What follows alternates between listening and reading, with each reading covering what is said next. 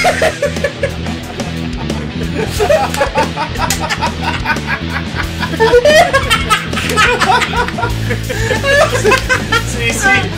then grabs the sugar bowl and shoves the contents right into his pocket.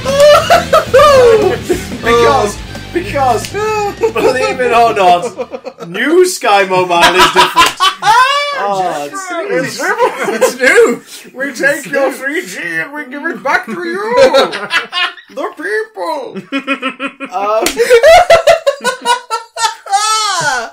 I missed the trick with that Excellent start.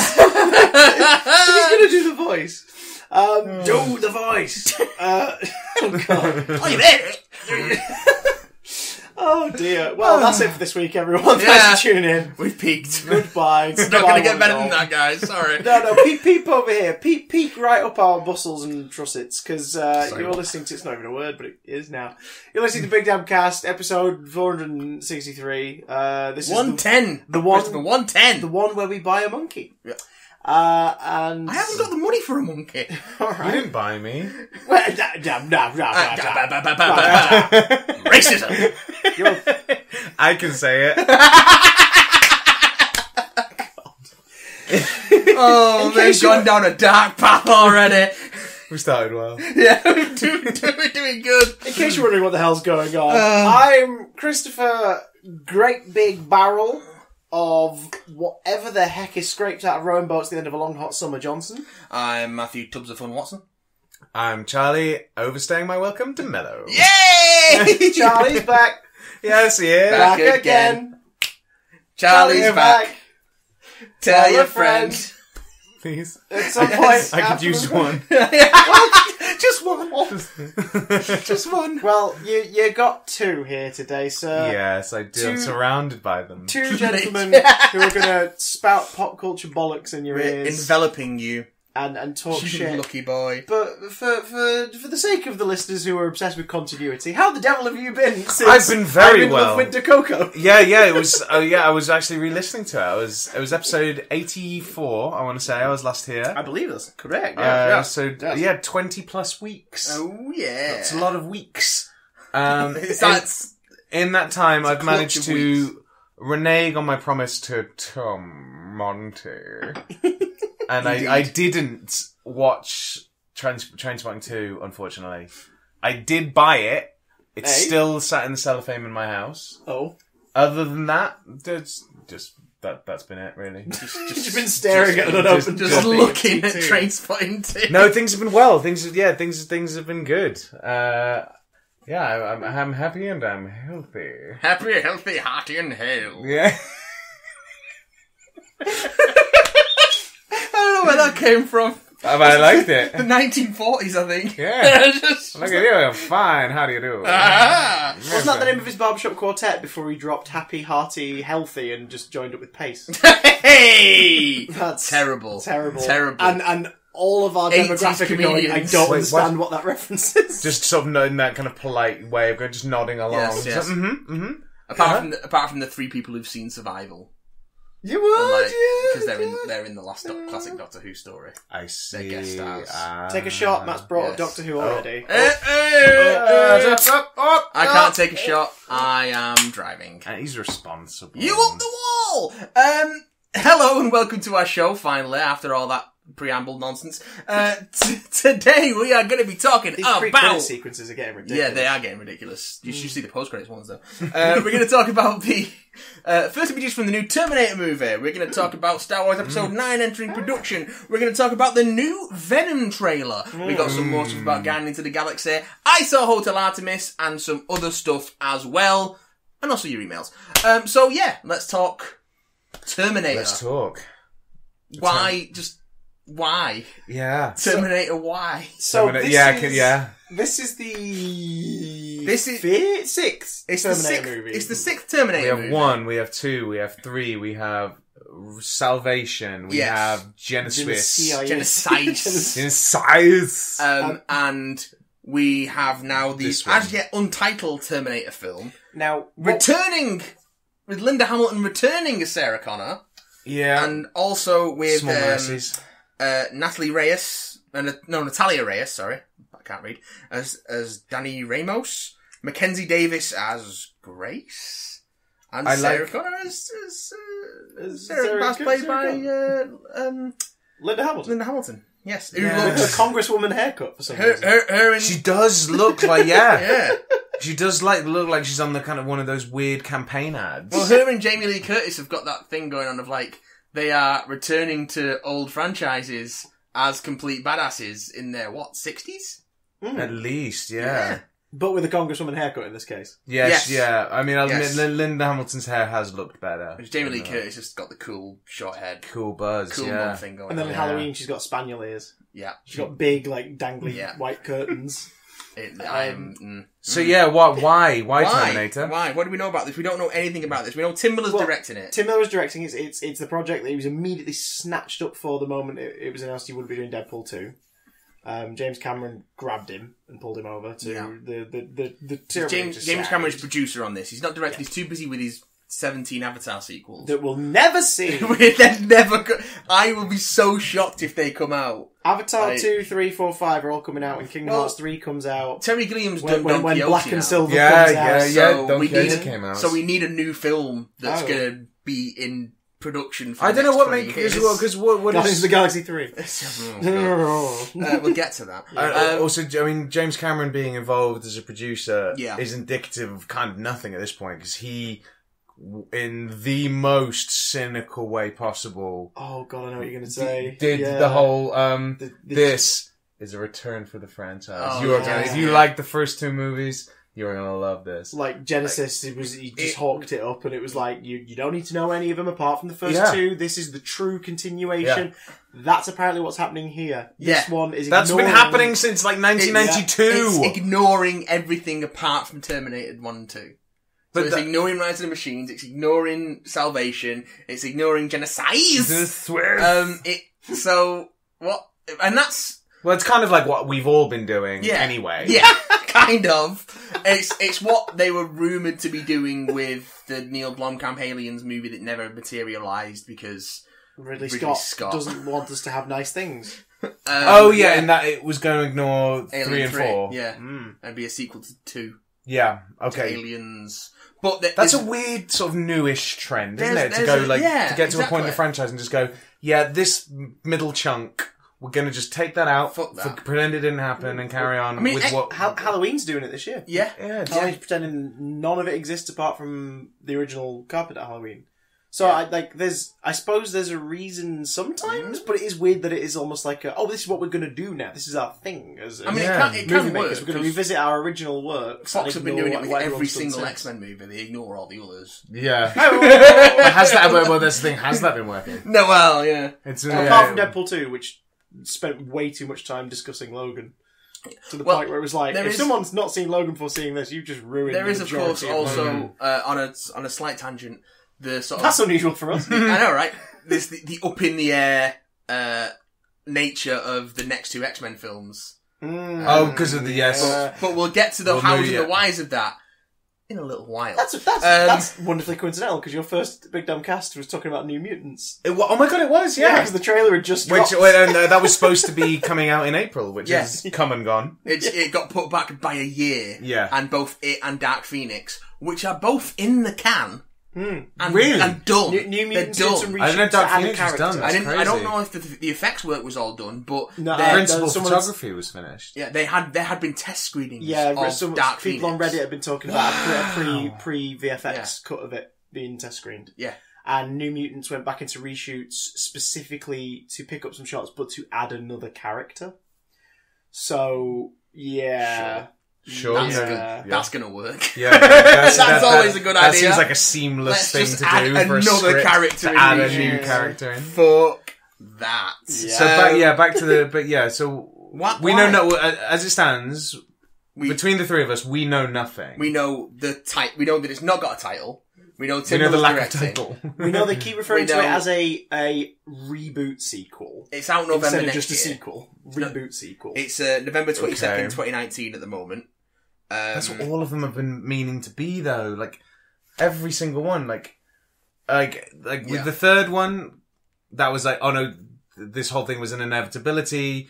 The previous two doesn't matter. I think there's some fun to be had with the third one. I don't dislike the third one. No. I think it's bad, but I don't dislike it. But then with Salvation, that in itself was kind of a reboot sequel. Going, we're going to do it from the perspective of those in the future, from a different time. And they kind of leaned into the idea that because 3 had happened, things weren't happening the way they originally had. So all the foreknowledge that Sarah had from Kyle in the first timeline was now out of whack and skew-whiff. But then they didn't do anything interesting with it because they didn't do anything interesting with that entire film. Well, it's boring! It's really boring. I liked... Because when I saw clips of it, I liked the aesthetic and I liked the kind of... It was...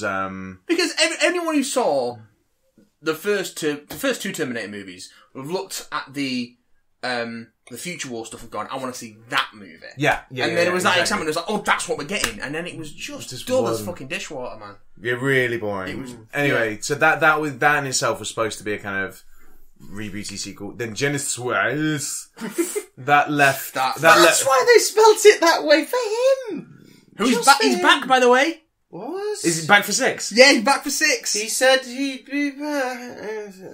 Well, has he? He's not missed one yet. No. Well, his image has not missed one yet. Yeah. He loaned his likeness, didn't he, to Salvation? Is it just going to keep ticking along until we got no... Well, even then, even if we don't have any more Arnold, it may still tick on. It will still tick on, somehow.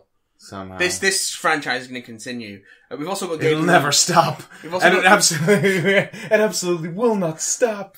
We've also got Gabriel Luna and Diego Boneta joining the cast.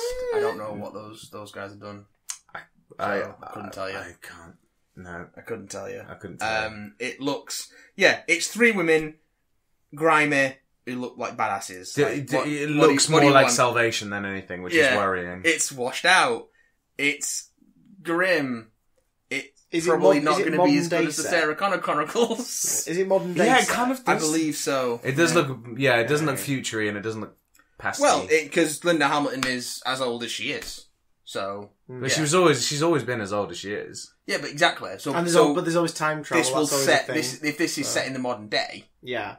Then... So Judgment Day has been put back again. Yeah, it makes no sense for it to be set too far off the modern day because she is as old as she is. See, what I want to know is, do I have to watch the first Trainspotting to understand T2? Yes. Okay, just checking. You have to watch Terminator to understand Trainspotting 2. Okay. And you have to watch Terminator 2 to understand Trainspotting 1. Right, Charlie, crack open the cellophane. Apparently, what's he saying? We need to have a completely warped movie night. Oh yeah, Watch Terminator and Trainspotting 2. Well, I'll have a T2 night. I've got nothing about plot in this particular article. The T2 marathon. Every movie called T2. I think this one... No, but there's 2 of them. I think this one is about the beginning of the robot revolution. Secret of the Use. Again. Sorry? I think this one is about the beginning of the robot revolution again. Sure. Because of course it is. I mean, I'm interested to see a Tim Miller directed action flick again. Absolutely. So this is his second movie, isn't it? It is his second movie. Wait, was Deadpool his first? Deadpool was his first feature, yeah. He was a animation and set thing director for his video game company. Right, okay. They did the Deadpool test footage and then, he was like, you will direct the film because you get it. And it's like, great. And then, you will not direct the sequel because we're having disputes apparently about the story. I was very disappointed with the way the story went in the second one. Yeah. And they just pulled the biggest blunder they could right at the start of that film. And it soured the whole experience for me. Yeah. I'll continue to avoid it. There's fun to be had in it. Yeah, absolutely. But the way they handled the plot, particularly for me, just put a downer on the whole thing. There's fun to be had in other things. So there is fun to be had in other things. More fun. So one would argue. There we have it. Yeah. Yeah. But will there be fun for Terminator 6? Yeah. What are you? 3. Are you at all optimistic? No, that was almost Austrian. No. Are you at all optimistic about my new movie? Arnold, Christ! Hi, how you doing? There's no reason they can't do another Terminator. There's no reason they can't do another Terminator. But is there? Should they? Well, it's like we talked. Did we mention last week that Neil Blomkamp's doing a new RoboCop? Yes, we touched on it briefly. Yeah, I haven't got. He's doing a new RoboCop that is a sequel to the reboot. A sequel to the original. Oh, right, I thought it was a sequel to the reboot, but was based on the original script for RoboCop 2. the Frank Miller script. No, the other original script for RoboCop 2. Oh, wait, hang on. I know! But isn't it a sequel to the 2010 reboot? No. It's So a Joel sequel to the Kinnaman's- original. Oh, the 2014 or whatever. So it Joel was. Kinnaman's nowhere to be seen. Apparently not. And apparently it's a sequel to the original. But the thing with the... Like, it's Rocky Balboa. it's such a product of its time. Rambo again. To do if they're doing a lift of a script that would have been written Yeah. in the early 90s, late 80s? Nearly everything that isn't RoboCop misses the point of RoboCop. Yes. Yeah. RoboCop 2 is alright. It's pretty good. And it hits a lot of the same satirical notes. And it's got the... Oh, you mean everything else RoboCopy? Yeah. Yeah. Everything else... everything else misses the point of... Yeah. Everything else that isn't RoboCop and RoboCop 2 that has a RoboCop name on it Sure. misses the point fucking completely. Because there was a cartoon, wasn't There there? was a cartoon, there was toys. There was a live action TV show. Yeah, which There's span out of the third movie. Yeah. There are several live action TV and straight to video movies. Sure. Some of which are re-edits of the live action TV show, some of which are originals. They all fucking miss the point of RoboCop. And they're all PG. Because they're all toys. like, oh well, you know, RoboCop is about a cool robot policeman. It's like, No. no, it isn't. No. It's not at all. And the stop remake- playing the music to distract us. The remake sort of did it, but It addresses not enough. There are things to admire. In Yeah, there the are new things one to that admire in the new that I one. like the way that they have the kind of the sort of the totalitarian, the sort of global bully kind of side of things of having.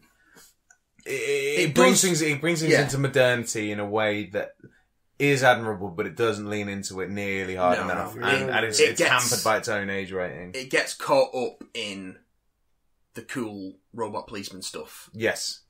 when it should be focusing on the satire, because it actually has a decent setup for a modern satire. I think all the Sam Jackson yeah. stuff, I think, like that kind of tone could have that if they'd lent into that kind of stuff. Yeah. I think that It would have been because his stuff is that I'd buy that for $1. Yeah, basically. Like, but unfortunately, it is this kind of like cool motorbike, flipping up visor, sexy Joel Kinnaman. Which again, they sort of comment on in the film, but they don't do it. They don't do it with that wink and nod. It's more of a... Oh, we've referenced it, so we can move on. Yeah, like if they were to have this sort of slick, cool, attractive robot policeman performing these kind of horrific acts of sort of police brutality, but people to kind of accept it in the way that the film's presenting it, like if the public within the film were to go, oh no, he's protecting Seven, what a thing to admire. Yeah. But in fact, what he's doing is actually horrifying. Yeah. Because of he's slick, he's cool, he's attractive, and then that could kind of be this kind of meta kind of thing.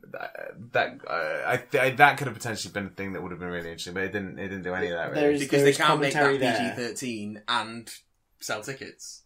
Yeah, and also then to comment too much on things. Or too political. If you're making too much of a commentary when you've got a bunch of other people's money tied up in your thing, and then those people's money are usually the people that you're commenting against. Yes. So that can be a tricky thing. Yes. So anyway, Terminator. Keep film independent. Terminator, RoboCop, whatever. Here's a film that's coming down the pipe that everyone's going to agree on. Star Wars Episode 9! Everyone's going to get behind this. It's entered production, and the started cast... filming today, as we're recording, so. August 1st. And the full cast, well, not all the full cast, but the majority of the cast have been announced. I'm sure we've got more surprises to come because there's a couple of rumours and unconfirms knocking about. But as expected, Daisy Ridley, Adam Driver, John Boyega, Oscar Isaac, Lupita Nyong'o, Donald Gleeson, Kelly Marie Tran, yay! Jonas Swatamo, Anthony Daniels, and Billy Lord all returning.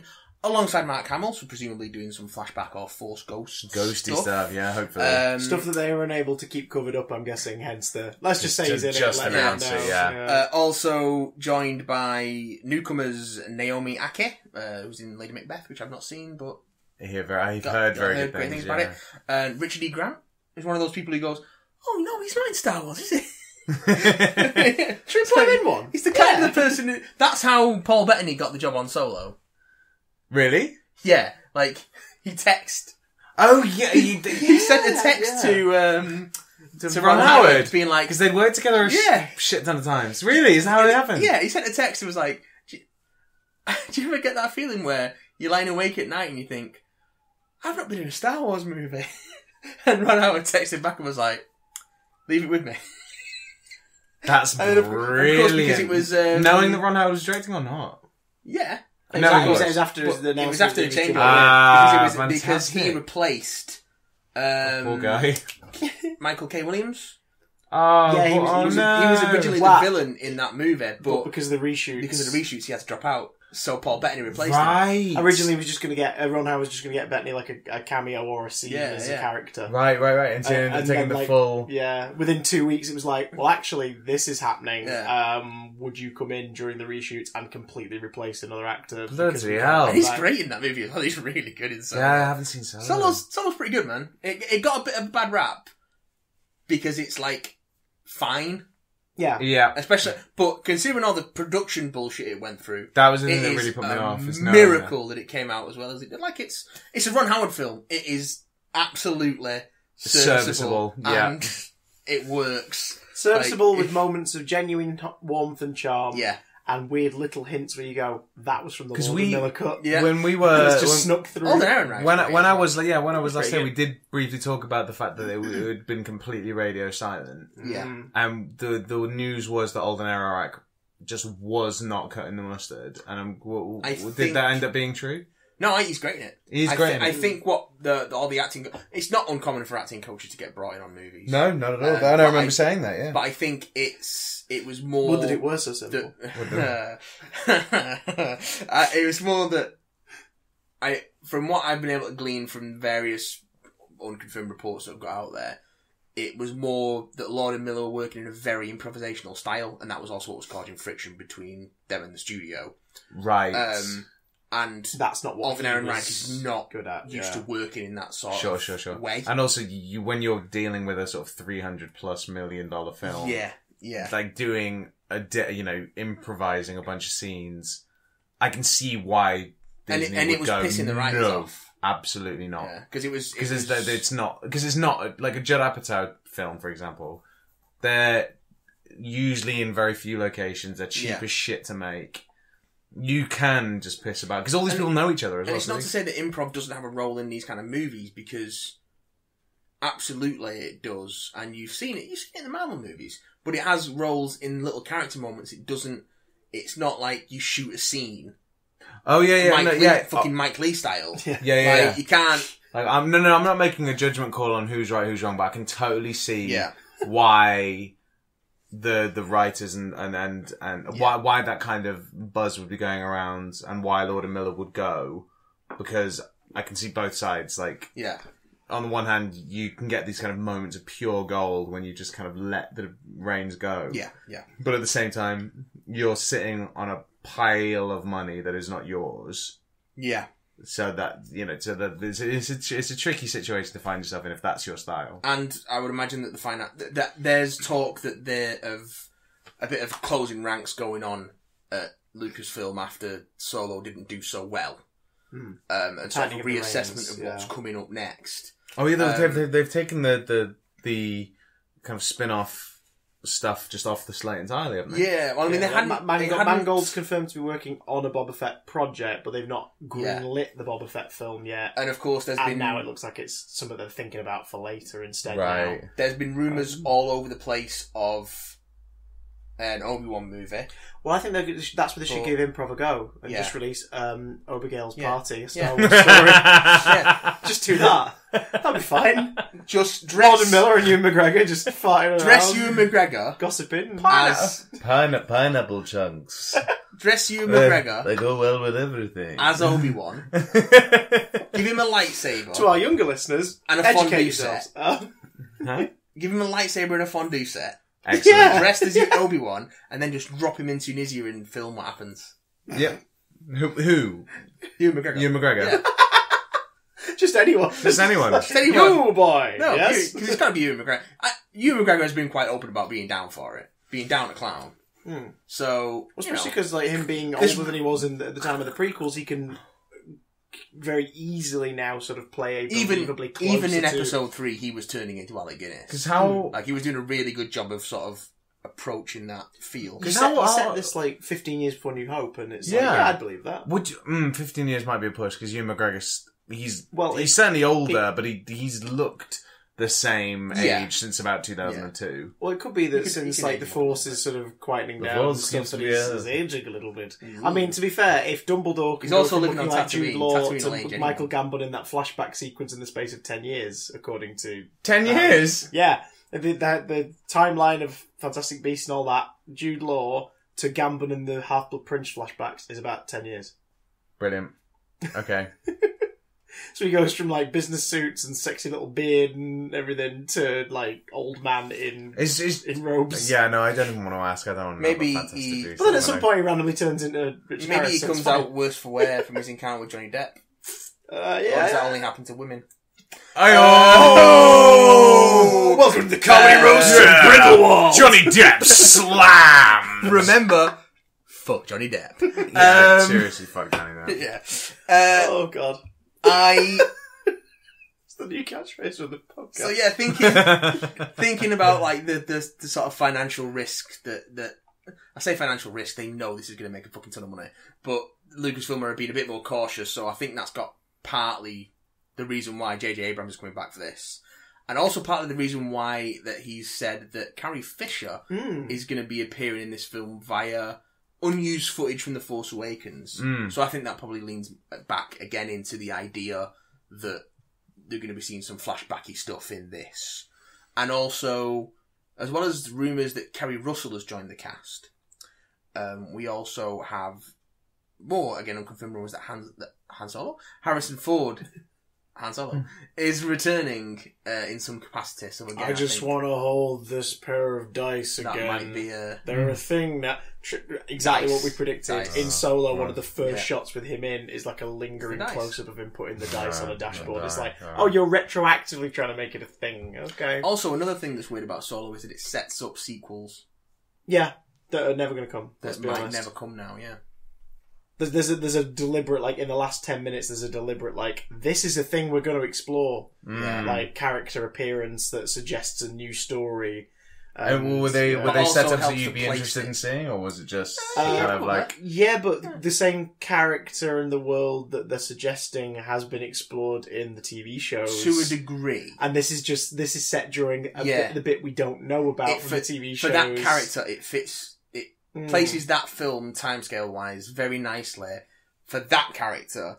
Before Rebels. And... After Clone Wars. Yeah. Which Clone Wars? The 3D one? The 3D one. Yeah. Which is coming back. Not the like Samurai Jack looking one. No. That's not canon anymore. All the film that launched Clone Wars about so Baby Jabba. It was superseded by the CGI series, which they're coming back to make a bunch of episodes of that they didn't get to produce last time. Clone Wars. Oh, that's a shame. I didn't know that wasn't canon anymore. I like that show. I mean, the CG Clone Wars is canon. Nothing's canon anymore. They've reset it all. So the new Expanded Universe stuff is actually a lot more consistent and generally better than a lot of the old shit. Like the comics, because they've got more of a handle on it now. Because they've got the story group sort of with their fingers in everything to make sure it all lines up, rather than after the fact a bunch of fans going, well, if this fits and this fits, and then but you've got to do this story and that might be, and you haven't got those short story collections like Tales of the Bounty Hunters and Tales from the Mos Eisley Cantina, which give like backstories to every single background character. They haven't got any of that shit anymore, which is nice. What happened to Ponda Baba's arm? We need to know. Story. We demand to know. Inquiring minds. I'm afraid we can't reattach it. It was cut off by an old man in a bar for no reason. It's already been cauterized. It's like, I'm sorry. Can't do anything with that. You're going to have to move on without it. And then we just follow the arm. Like, what happens to it next? It just slowly rots into the floor. Oh, God. Just a time lapse. It gets dragged away by a womp rat, chewed a bit, and then it just sort of... Yeah, it happens. Decays. Sorry, we were talking about something. No, and Billy G. Williams, yeah. Oh yeah, Billy D. Williams. Yeah. Although the very frail Billy D. Williams. they're like that's got Hey, me a little. baby, worried, I'm here to but, hey, play Lando Independence. because they've also made rumours that this is going to be the end of the Skywalker saga. So it's not that we'll probably end up seeing Rey and Finn and BB-8 and Poe again, because assuming they survive this one. And assuming the actors want to do more than 3. There's been some, I think Daisy Ridley said she doesn't want to do any more after this. I think Boyega would be not for a while, because he seems to be loving it. He's loving the whole thing. Oh yeah, well, he started his own production company so he could make Pacific Rim Uprising. So I think we know where John Boyega's at, because I just want to make that movie's shit. I'm being cool stuff. That movie's not great, but he's clearly having a ton of fun, and it is a lot of fun. So when you say the end of the Skywalker saga, does that mean the Skywalkers, as a kind of line, as a family line, they are done? If you take it as everything we've seen so far. Well, Phantom Menace isn't about that. Yeah. And then it is when Anakin comes into it, you're like, oh, it's the beginning of what'll lead to. And that's kind of what the episodes have always been, So if you take it Anakin, as... then Luke, and then this one, I guess Kylo. That's what I mean. Is Kylo the end of it? The last scion of the Skywalkers, basically. He's the last crotch dumpling. Yeah, so... of the Skywalker clan. And also... One of the big themes in Last Jedi, which pissed a lot of people off, but fuck them, was, that it's not important. Your ancestry is not important. It doesn't make you who you are. It doesn't make you more powerful. I didn't like that movie, but I loved that notion. Yes, exactly. Oh yeah, this again. I don't think we talked about it when I was last here, but I did love that movie. So I am with you on this. So we do. There's no balance in the Force in this room now. There's no balance. No balance in the Force. I just thought that was a really smart thing to be, but also people who've spent the last 30 years reading expanded universe stuff about the ongoing Skywalker dynasty beyond Return of the Jedi, and it's the royal. Han and Leia's 3 kids and Luke's kids and their grandkids and the legacy stuff, and give a fuck. What it smacks of is it kind of explains how people were so easily able to kind of kowtow to royal families back in the day. Yeah. And you just put something on a name, and that therefore becomes like the kind of merit. Yeah. Your own people's own merit doesn't seem to matter, and because it's in favour of this just name. That emphasis on a family makes it feel like a smaller universe as well. And I think moving beyond, you have to move like beyond Red Light Media always said, Star Wars is a very limited story in terms of what people want to see, because it's just the stuff surrounding this family. But in terms of the stories that the Empire can tell. Yeah, you could tell so much more than that. So to end the Skywalker story would be a blessing. Yeah, it has so much potential and possibility that's kind of been hampered by this otherwise very, very good and solid kind of backbone. Yeah. But that can only go so far. Yeah, and it should only go so far. Because that was always what put me off with diving into the old expanded universe before they reset it after the Disney acquisition. It was just endless looking, and there's a new threat, and so Han, Leia, and Luke are gonna have to get together again, and with their kids who are grown up now, one of their kids is evil. The evil nephew was a thing, though, wasn't it? That was Darth something. Jason Solo, who was one of the twins, because Han and Leia had 3 kids. They had the twins, Jason and Jaina, and they had... That's 4 kids. Anakin? No, the twins, Jason and Jaina. Sorry, there was the twins, and then Jason and Jaina. No. And then I think it was Anakin, and then Ben was Luke's son with Mara Jade. That's the whole thing. Thank God it's gone. And Jason basically turned evil, and Jaina had to kill him and all that stuff. But this was but fucking Luke was still knocking around, and Han was still knocking around, and Leia was still knocking around. Chewbacca got crushed by a moon. It's like that little end bit, of the film where they'll have the still shot of the character of what happened to them. Luke still knocking around, still knocking around. Chewie crushed by moon. Yeah. C-3PO started his dream to begin a law firm. Moved to Miami. I mean, I love that about the new film. I love that we're like, oh yeah, everyone's really attached to these characters. Well, this one's dead, and this one's dead as well. And this one, the story's going to have to be concluded. Yeah, that was the really good. Carrie Fisher was just...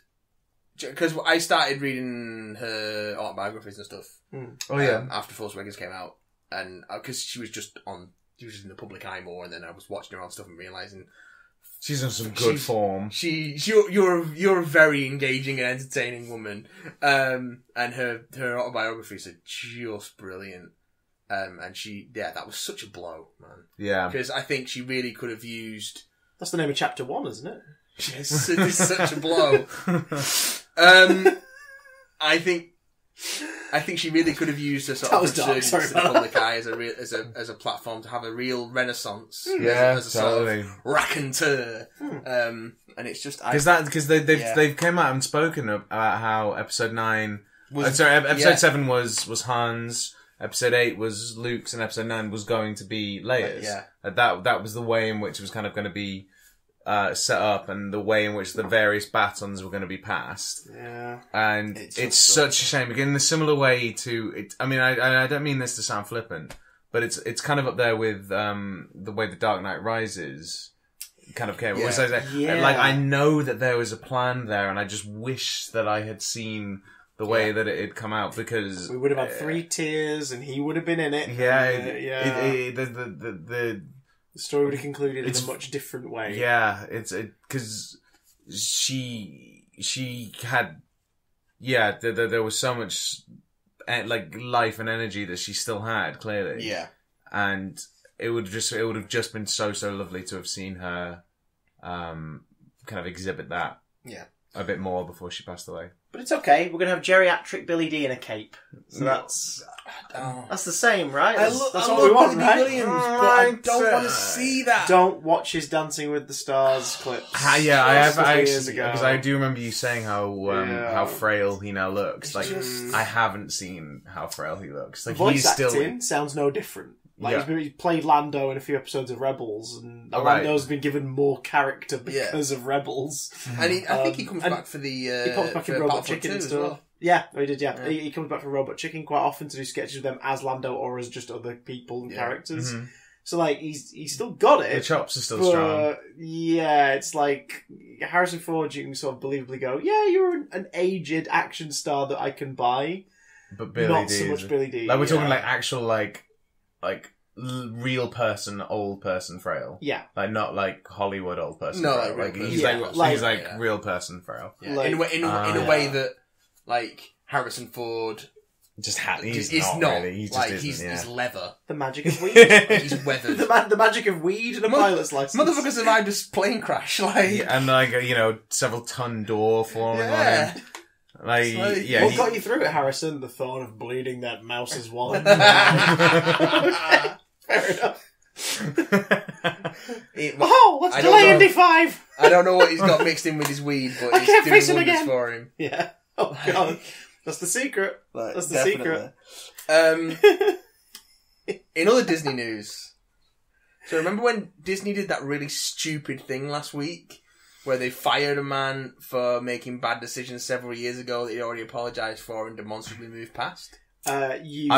Using a weaponised morality of a very far right blogger and rape apologist. That's the thing that I've got the real problem with. I don't. Them making a business decision, whether I think it's bad or good is one thing, but clearly the reason behind the decision being made is being crazy messed up, kowtowing to such a bad faith move. Mm-hmm. And I think we said it last week. Had they taken longer than 24 hours to come to a decision, but it was almost the removal instantaneous. of him from the project would have been a lot more palatable and believable, because it's you've meditated on this, you've thought about this, and you're the brand will be damaged going forward if we do it.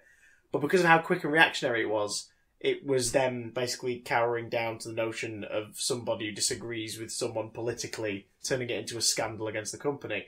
Song of the South, anybody? Walt Disney's past? Downey Jr. before Iron Man? If we're really going to be this picky and choosy, you're not going to have anything. You're not going to have anyone. And as I said last week, it's not so much about James Gunn and his career. He'll be fine. He'll be okay. Somewhere else will give him a chance to tell stories. It's Absolutely. about the way... It's the principle of the thing. It's the principle of the thing. It's about the way that someone acting purely out of spite, like, with no actual concern for the moral implications of what James Gunn did in the past, just threw a roadblock under his career, under the career of everyone involved in the project It's the itself. bad feeling of the thing. Yeah. Like, because those films have been so close to him, and therefore to everyone that he's worked with, and so anyone that comes in to this,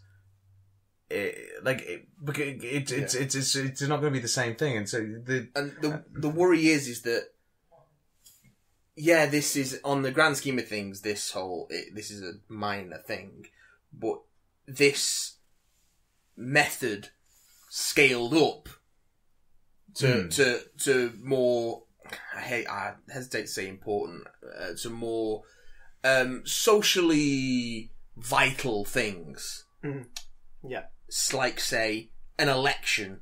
Then it's very, very worrying. Yeah. Like, you think of how vast Disney is, how huge they are, and the fact that they have felt it necessary to kowtow to what is essentially, and like, and I know, I don't want to kind of speak out of time, but the guy's fucking mental. Yeah, and he is. I think that's a more than perfectly adequate description. I think that's a fair thing to disagree like with. Mike Cernovich is, and all those who kind of are on the similar wavelength are just on another planet. Yeah, I don't understand it. And the fact that Disney, as this huge corporation with all these various interests, have deemed it appropriate to kind of not follow by example, but to even give these people the time of day. It's almost an insult to the intelligence of the public as well. I agree, because it's Disney turning around and assuming that not only did people not know about stuff about these tweets and blog entries of James Gunn's that he's already publicly apologised for, but that people would also think that Disney didn't already know about this before they hired someone to work on their massive temple. Because Disney, whatever the outcome of this thing is, whether he remains off the project or he comes back or whatever it is, Disney, there is no version of this where Disney doesn't look bad. Yeah. Because either they knew about the things he'd said and done in the past, and had then apologised for, and they thought, okay, and I that's find it fine. Very hard to believe that they wouldn't. As do I. Yeah. That's my assumption as that being the case, which is one thing. Or they had no idea that this stuff happened, and he then again publicly apologised for, and they hired him anyway. Mm-hmm. And so they either knew about this stuff, or they didn't, and they still fired him. It's just like there's no version of this that just doesn't make them look like like completely unreasonable, unwilling to kind of engage in any kind of rational thought. Yeah. They just want to avoid scandal, and by doing so have kind of created their own kind of... Yeah, they've made it worse for themselves. They've made it much, much worse for themselves. Like, Mike Cernovich is his own sort of kettle of fish. Like, he's a garbage person, and he will appeal to the people that he appeals to.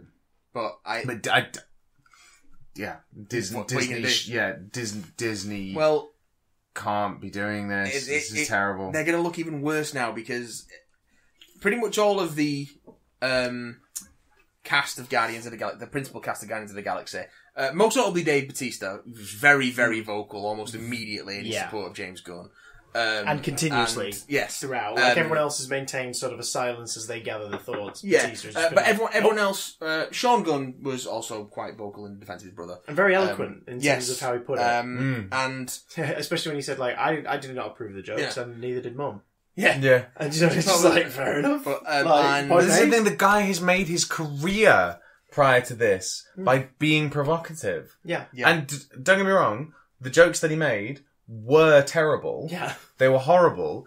But are we not in a civilized enough position that we can recognise when someone is clearly apologetic for what they've done in the past, have shown that they are capable of growth and moving on and acceptance of their own shortcomings. That's what these fucking movies are. Yeah. That's what most of those like Guardians of the Galaxy movies Guardians are. Like, this is the thing. Like, you're making these films, Disney, and you're somehow you're completely missing the point of them. Like, I mean, I'm not expecting people in a boardroom to even be watching these films, but the kind of irony of it is just so staggering that I can't help but be kind of bowled over by it. And incredibly hypocritical from their stance too. Incredibly. I mean, Song of the South is considered, sensitive and the sensitive content, offensive, would upset some people, because a lot of people obviously wouldn't look at it through that historical context, that historical lens of, they thought this was okay at the time. This was the 40s. This was a different time. And yet, Splash Mountain still there, covered in Brer Rabbit and the music from that film. So it's that whole thing of bury the past. Oh, that's doing all right. Well, we'll leave that. Yeah. James Gunn, how dare he do that? You're right. We're going to get rid of him. Let's do that and create no fuss. But hey, Downey Jr. is the star of this franchise, and do you know what I mean? Yeah, it's like totally. the guy had. I mean, what he'd come out of jail time like 2 years before Iron Man. And you think of the kind I'm of... not saying that fire freaking Downey Jr. But No, there's the no. hypocrisy of Disney on the surface. You could extrapolate it out to that, absolutely. And I remember last time I was here, we were talking about Disney as a company having to be responsible.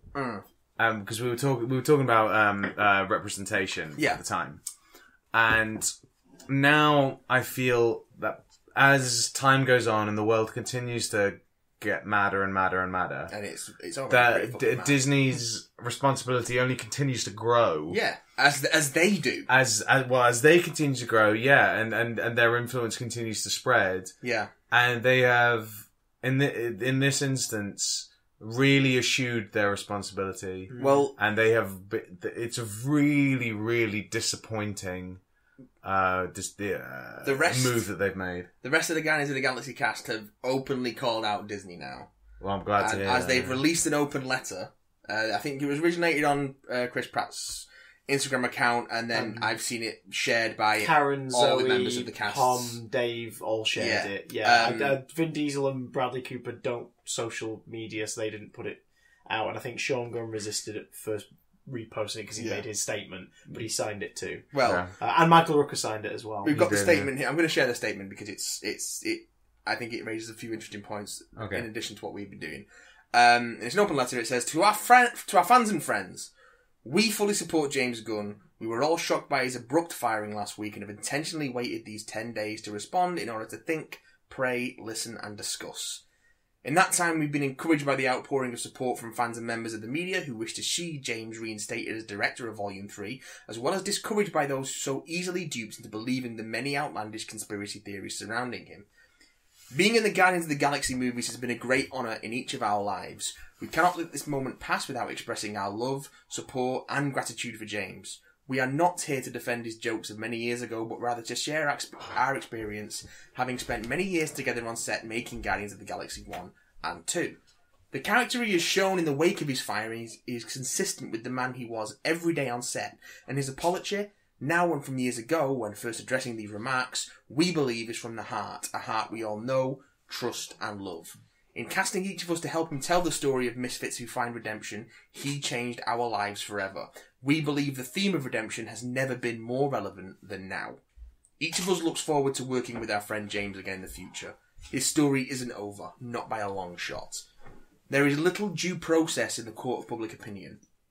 James is likely not the last good person to be put on trial. Given the growing political divide in this country, it's safe to say instances like this will continue, although we hope Americans from across the political spectrum can ease up on the character assassinations and stop weaponising mob mentality. It is our hope that what has transpired can serve as an example for all of us to realise the enormous responsibility we have to ourselves and to each other regarding the use of our written words when we etch them in digital stone. That we, as a society, may learn from this experience, and in the future will think twice before we decide what we want to express. And in so learning perhaps can harness this capability to help and heal instead of hurting each other. Thank you for taking the time to read our words, the Guardians of the Galaxy. And that is signed by Chris Pratt, Bradley Cooper, Zoe Saldana, Vin Diesel, Sean Gunn, Pom Clementif, Dave Bautista, Karen Gillan, and Michael Rooker. I thought it was a really interesting point there where they said that there is very little due process in the court of public opinion. Yeah. That's kind of really hit home for me. Yeah, because that is what... That's it, isn't it? The judgment's been made by someone who... He's got no real power, but he has. And also... in terms of the... Go on, sorry. He's got no moral compass either. No. He is holding someone to standards that he himself mocks the idea of. Mike Cernovich has boasted about raping women. Yeah. Date, rape, and otherwise. You know, he's a terrible, terrible person. It's insane that he's even allowed a platform. He's verified on Twitter. He's got hundreds of thousands of people following him. It's mind-boggling that he's not in fucking prison. Yeah. But to be able to use some ill-judged, terrible fucking jokes... Decade old. ...to oust someone from their job. Again, it's not about the film. The film's going to be fine. Whether James Gunn directs it, it's going to get made somehow. Someone's going to step... Doesn't matter. It's not about the film. I don't give a fuck about the film. It's about what has been allowed to happen. And the precedent it sets for stuff that's going to come in, in the future. Yeah. A billions and billions and billions of dollar company has been made to kind of get to its knees at the whim of the Pizzagate guy. That guy. Yeah. That guy has called, whether he does in the future or not, but he has called the shots on this one. Yeah. And that's fucking terrifying. It's freaking... And then the fact that not Cernovich himself, but some of his sort of known friends and supporters have gone out and said, there are more that we're going to go after next. And they've already named Sarah Silverman and Patton Oswalt. Yeah. Dan Harmon. Dan Harmon's already hit by it. Yeah. There was I forget an old sketch of his was brought up. I mean, Dan Harmon has, by his own admittance, got some shitty stuff in his past. Yeah, but in this instance, they were using a dark comedy sketch where a doll prop is sexually interacted with. It's bad taste. And they've been bringing that back up, so he's just deleted his social media. Yeah, and there was I forget who, so apologies for that, but there's someone who was called out for the fact they deleted every single tweet, so 20,000+ tweets. It was Ryan Johnson. It was Ryan Johnson. He deleted all of his tweets prior to this 4 or 5 months ago, or whatever. Yeah, and he was called out on it and asked as to why it was. It was like, we're in a world in which this stuff is now weaponized and poisonous and used against. And he's people. Getting enough shit as it is. Yeah. And very wrongly said, because The Last Jedi is great. Yeah. But yeah, and it's just like, we live in a world now where our own pasts aren't safe.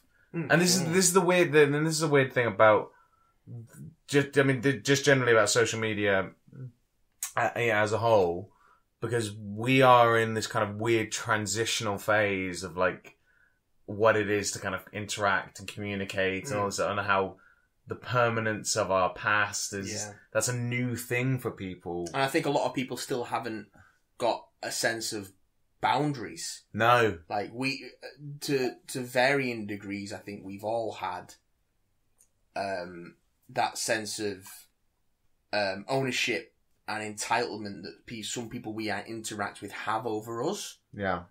Or with us. Obviously, none of us are hugely public figures. You, Charlie, probably definitely the most public of any of us. Well, yeah, but you mean... Oh, well, okay. We're known in small circles, but you are far more well-known in the public eye than we are. You're in homes a few times a week. I'm in homes. Exactly. So... Apologies to all. So, it is... People don't necessarily always have those boundaries, and I think that's something that people are starting to learn more and more. And that sort of lack of rules almost. It is the Wild West a little bit. We all know they're there. We all know really. Inside, we all know what the rules are. Well, us three do. We but do we as a whole? I think we do. It's just that we're not... Do you think Mike Cernovich knows that what he's doing is destructive? Yeah. Okay. I think it's intentionally destructive. But in this instance, it's for his own gain and his own self gratification. So he doesn't care about he doesn't care about the ripple effect aside from what he can then utilize. I think he's not thinking about how this is bringing, again, we keep using the phrase, but like weaponized morality to the forefront and holding people accountable to things you wouldn't even judge yourself by. In his case, like it's he's not thinking about that side of it. He's just thinking, right, which lefty comedian can I piss off now? I think you're seeing it as well with the rise of things like MRAs and the incel movement and all that bullshit. Crikey, a lot of this stuff, this destructive behaviour, is coming from an internalized rage or a perceived inferiority that they have to project outwards onto. Like, if you break the whole incel thing down, it basically comes down to the idea of no one fancies me, so everyone can get fucked. Yeah. And, I think a lot of this destructive behaviour is kind of based on variations in that mode of thinking. Like, I'm not socially accepted, so everyone else can get fucked, or I feel like I'm not the top dog, so everyone else can get fucked. You don't share my political views, so you can get fucked. Well, I'm not socially accepted, so therefore fuck society. Yeah. I think, even though that might, a lot of the time that's purely a perception, because I get a lot of it, particularly I think with a lot of people who are, they call themselves alt-right, but they're basically fascists. You get that sense of it's not that you want to be accepted, it's that you want to be superior and you're not. Yeah. Well, the issue, because all of this kind of stuff, like you take Mike Cernovich, for example, who is a straight white male. Yeah. And the idea of inclusion and equality, to him, that's taking something away. When in fact, that's not. It is by its very nature additive. Which is why I've never really understood the pushback against inclusion, diversity, multiculturalism. It only enriches us. It doesn't take anything away from us. It's like, and you get the common argument, it was all the rage here when the Brexit vote went through. I was like, well, we've got to keep the immigrants out because there's not enough room. There's plenty of fucking room. There's plenty of stuff to go around. There's plenty, you take it into the entertainment industry, there's plenty of roles to go around. People just need to make more projects. There's plenty of jobs to go around. Yeah. It's just that they keep giving them to the same people rather than spreading it out. It's not about resources, it's about distribution thereof. And it's the people, it is the straight white males who are sort of gatekeeping all that. And again, because I'm sorry, my lovely boys, to the side of it, but but because kind of historically that's been the go-to standard for, well, this is, those are, He's knocking everything over now. Sorry, I've knocked it all over. Straight white males, that's been the kind of de facto alpha position. Yeah. And everything else is kind of, playing catch up. And we're at a point now where that catch up is very much happening. where in terms of race and in terms of gender, in terms of orientation, all that sort of stuff. And there are those, unfortunately, who are going, well, no, but why, you know, saying, it's an incredibly kind of sort of complicated thing to kind of pick apart. Yeah. Now, because it comes with so much kind of history and baggage and all this sort of stuff, and a lot of the times, even me, like I can understand where these people are coming from. Yeah. I can understand frustration if things kind of haven't worked out as well as you might like. You might want to kind of blame things on the fact that there is, you know, the so-called SJWs and the snowflakes, and you know, if things haven't worked out for me, that's because there are so many other people or types of people being introduced in the folds that I used to be the only one there. Yeah, exactly. So it's a very tricky thing to kind of unpack. And I think it's that kind of mindset of it taking something away from you that you've got to sort of get people away from, and that's the difficult bit. It is because that's the destructive. It's when you feel, I guess when these people feel, like they're being deprived of something. That's the word I'm looking for. Jesus, I couldn't find it. But again, that's only what I can infer from what I've seen of it, because I genuinely don't get how you get yourself into that much of a hole. And I speak of someone who's had periods where things haven't worked out, and I've been very angry and frustrated, but it's never felt like it's been anyone else. It's never felt like I needed to lash out at a group. It's not because of the women or because of the ethnic minority. Or if it has, it's something that I've had to look at myself and go, yo, what you're feeling, what you're thinking, what you're saying right now is wrong. Yeah. And I've had, and there have been times where I've had to have that talk to myself, even years after the fact, where I was realising that behaviours I had in certain situations were not cool. But that in itself is a really admirable quality of yours, because we all have those. Exactly. Like whether it's to do with a specific person or to do with a group or to do with anything, like, but the fact that you're able to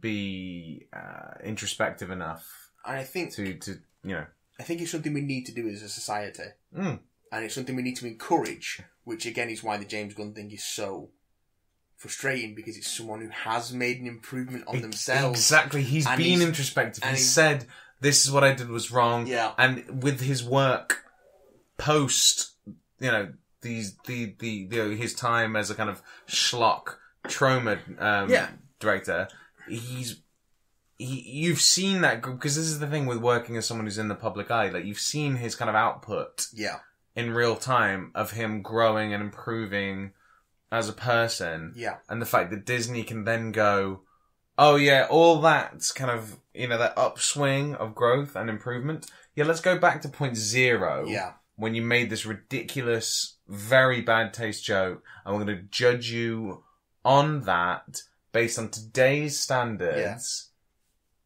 Because if it's absolutely insane. And the message of, if you're not allowed to change, why bother? Yeah, exactly. He may as well have continued making Romeo and Juliet. That is a fucking poisonous message that you want to kind of avoid.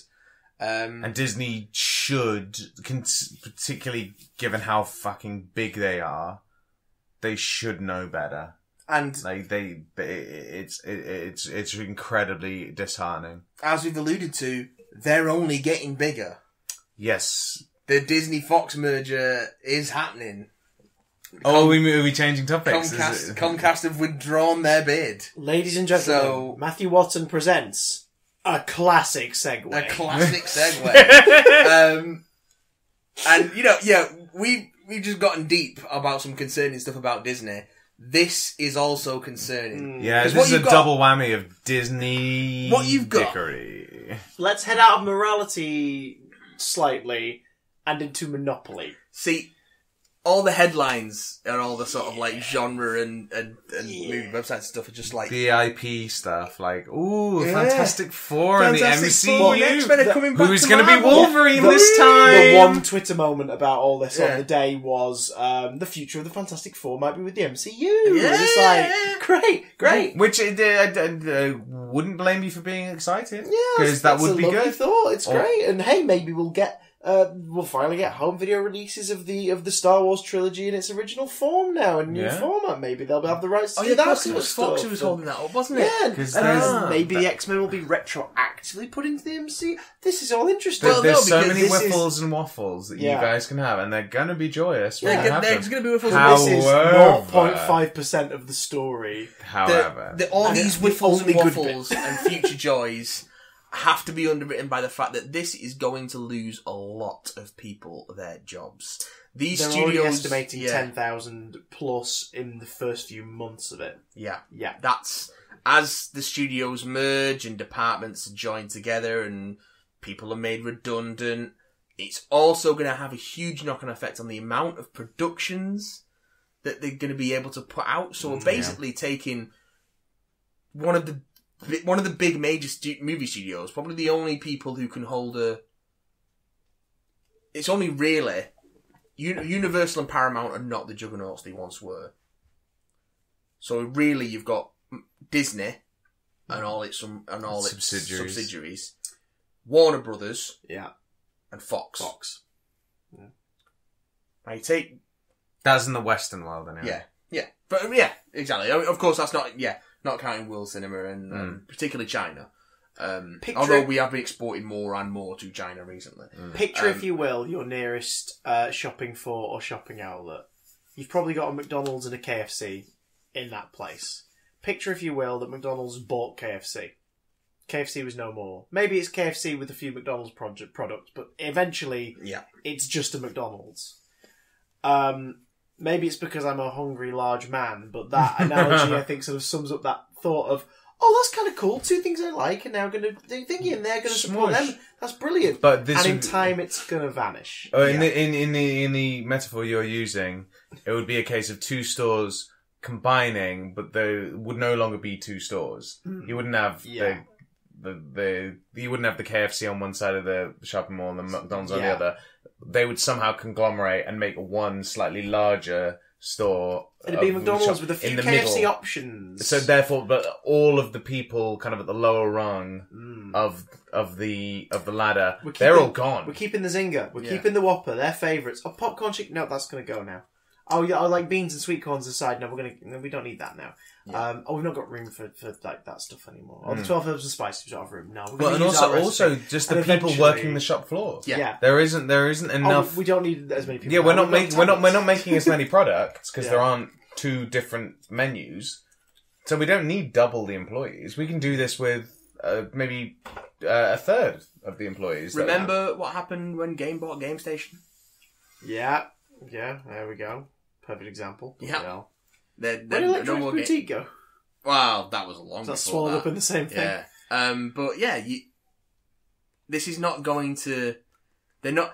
Yay convenience. Fox Yay as on the part of surface Disney. good things. And Fox then you think as about part of Disney is not going to continue to pump out the same amount of productions it does. No. And the first things to go really are going to be the smaller indie movies. Mm-hmm. Your sort Fox Searchlight is probably going to go the way of the dodo. You're going to get less opportunities for up and coming filmmakers to make the films they want to make because they're going to be being headhunted to make big studio pictures because they're people who are too afraid to not stick to the script.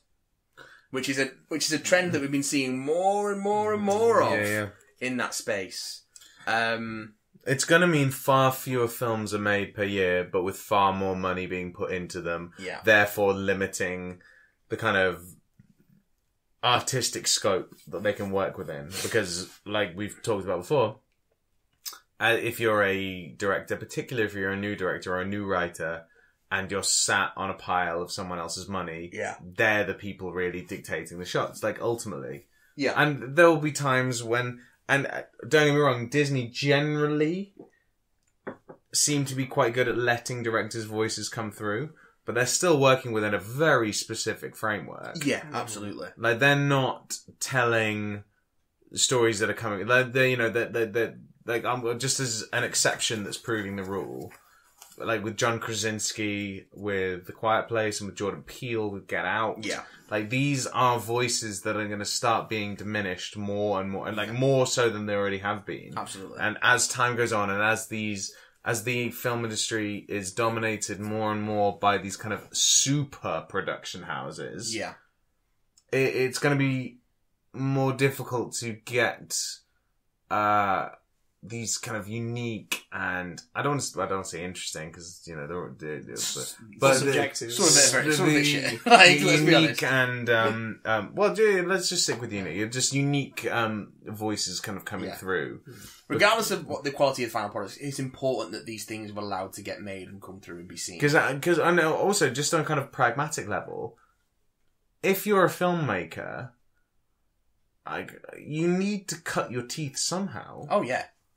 And you need to make stuff and put it out into the world and have it be seen and have it be judged in order to kind of, hone your own craft. Do you think we'll see in the movie industry a lot of what we've both seen in the theatre industry, particularly in this country, where is, you've got to cut your teeth somewhere. Well, put all your money into this project that you're not going to get paid for and do it all in your own time. And I wouldn't be surprised if the indie film scene, because it's happened before, like the film industry kind of got weird and bloated and kind of overblown in the late 70s into the 80s, and that kind of, there was a bit of a weird kind of depression there, and then throughout the 90s, that was when the indie boom kind of started. That was when Miramax. When Miramax became a thing, and they gave birth to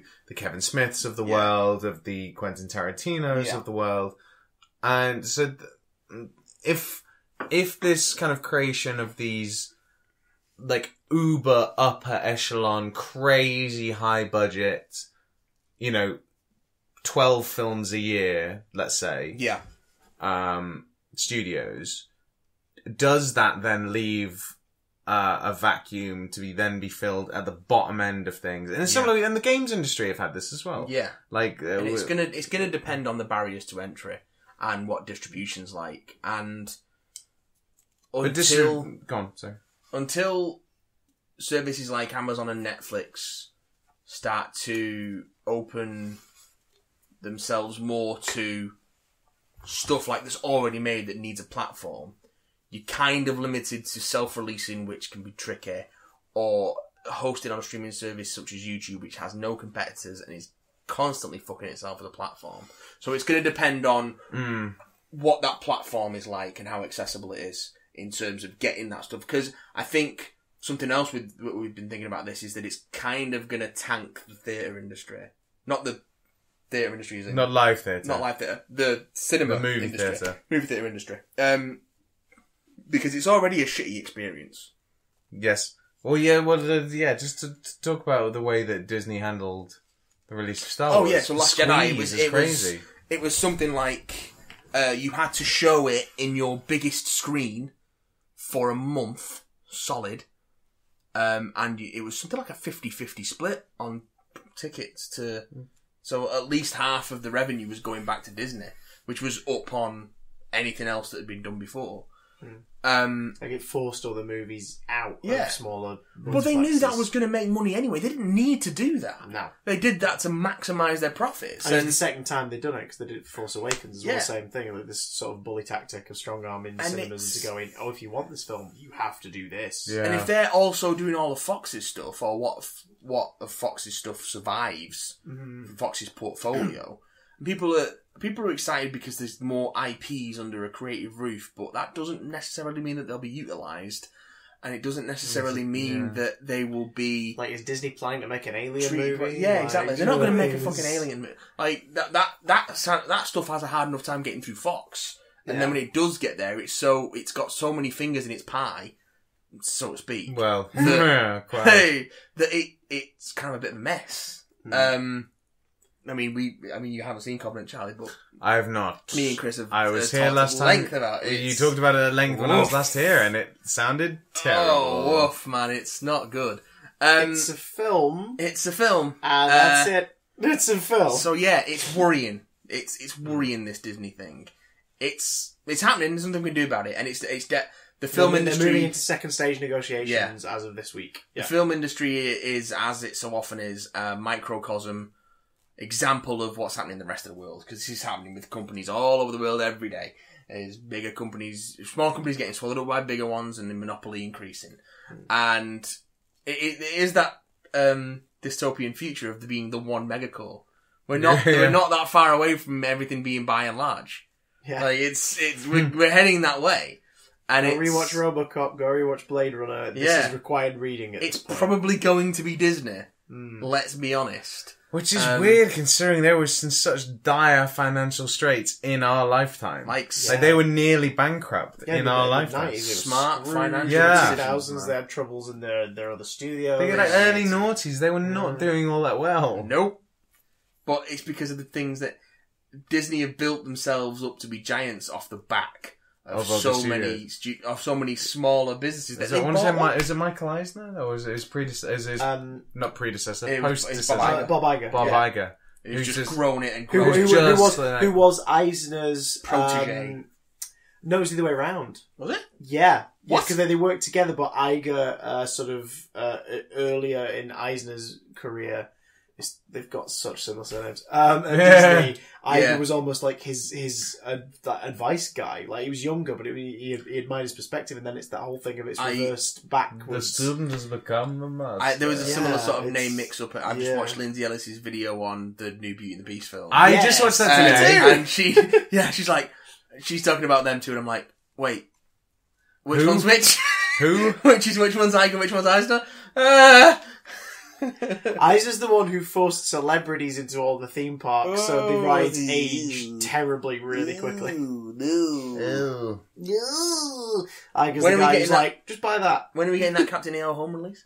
Yeah. He's capping right at me! Disney. That's a thought. Happening. That's a thought. Family Guy will now be under Disney's banner. Simpsons will now be under Disney's banner. Don't. What a weird thought. Don't.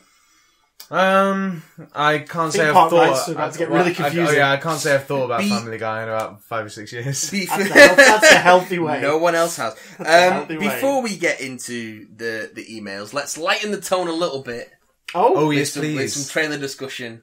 Oh, which one? Of Venom.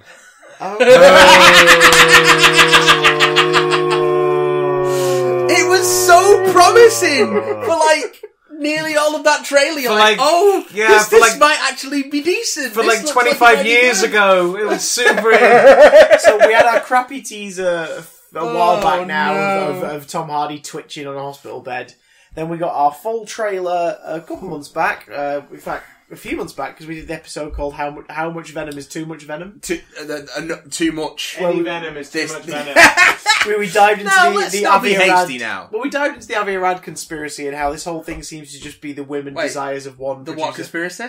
Avi Arad. Avi Arad. Avi Arad. Avi Arad. Avi Arad. And how he's had a hard-on for Venom and Carnage since the 90s, since they sold so many toys of these guys. And Riot, apparently. Yeah, well, and probably Scream and Shriek and all these freaking characters. But where Toxin? Where Toxin? Toxin was after the 90s, so he probably has never heard of him. Oh, okay. Yeah, same with Anti-Venom. But yeah, what about Uncle Venom? Cousin Carnage. Anti-Venom, Uncle Carnage. Oh, Mama Riot. Second cousin, twice removed, Shriek. Oh, God. Yeah. Shriek's the yellow and orange one, right? I don't fucking know. I think so. Shriek's the one that's on the Spider-Man ride at Universal, because reasons. Venom, I know Venom, I know Carnage. Probably for rights reasons. They probably didn't use Venom or Carnage because they're like, we might have to discuss something further. And I know Toxin. Yeah. That's it. That's all I know. Anti-Venom. Oh, yeah, I guess. Agent Venom. That's Venom. The Sinister Spider-Man. Also Venom. Angelo. Also Venom. Yeah, fair enough. Same symbiote. Who's Venom now? I don't know. But Eddie Brock again. Oh Christ! Well, I think just in time, because this trailer for Venom is the second full theatrical trailer that we've had for the Venom movie, starring Tom Hardy and what's her name? Michelle Williams and Riz Ahmed, and I think a few others have been announced from the cast. But essentially, it's Lethal Protector. It's how you tell a Venom story without the inclusion of the Spider-Man part of that story.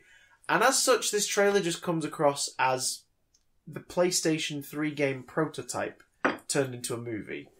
Experiments, finds out by experiments, gets experimented on, or in this case, gets hijacked by one of the experiments that decides to use him. And I can do a Gooey Arms T-1000 thing. Yeah, and it talks to him, and there's a bit of the darkness kind of visuals there, where it's like head snaked around to talk to him. I hadn't thought of the darkness until now. Yeah, yeah, it's there's very much a lot of that. You see Riot briefly in the trailer doing Carnage giant axe swinging arms thing. Yeah, so like they're drawing on the visuals, but again, the whole thing sort of screams of Avi Arad is obsessed with that thing that sold toys and he loves it. That's why he forced it into Spider-Man 3. And here he is. It's no different.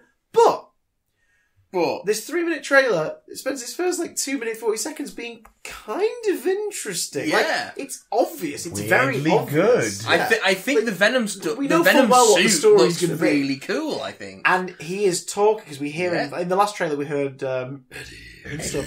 But in this one, we all just turn into we all have a voice. We all just turn into Lurch.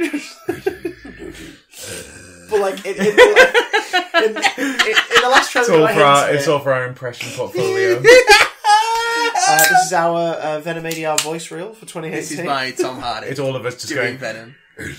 Your Sky Mobile is different. How many of the voices you can do are Tom Hardy playing someone else?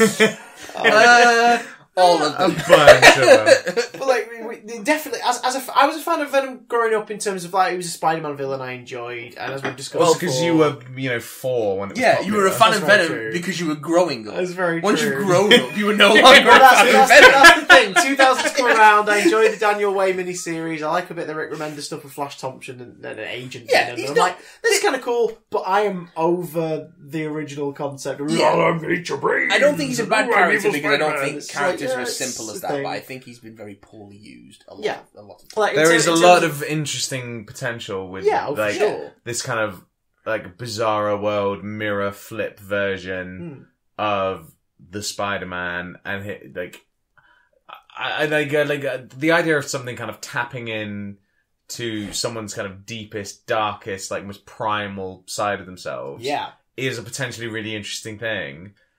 And I don't know if that's something I'm seeing. Yeah, well, No. the thing is, he's definitely talking like Venom, he's walking like Venom, they've got the visuals down pat, whether it looks a little too cartoonish or not. It's either way, it's that's definitely The thing a I live-action noticed- depiction of Venom that looks more like Venom The thing than I the noticed previous live-action iteration that of I Venom that we got. like is that, of course, he hasn't got the spider because he's not.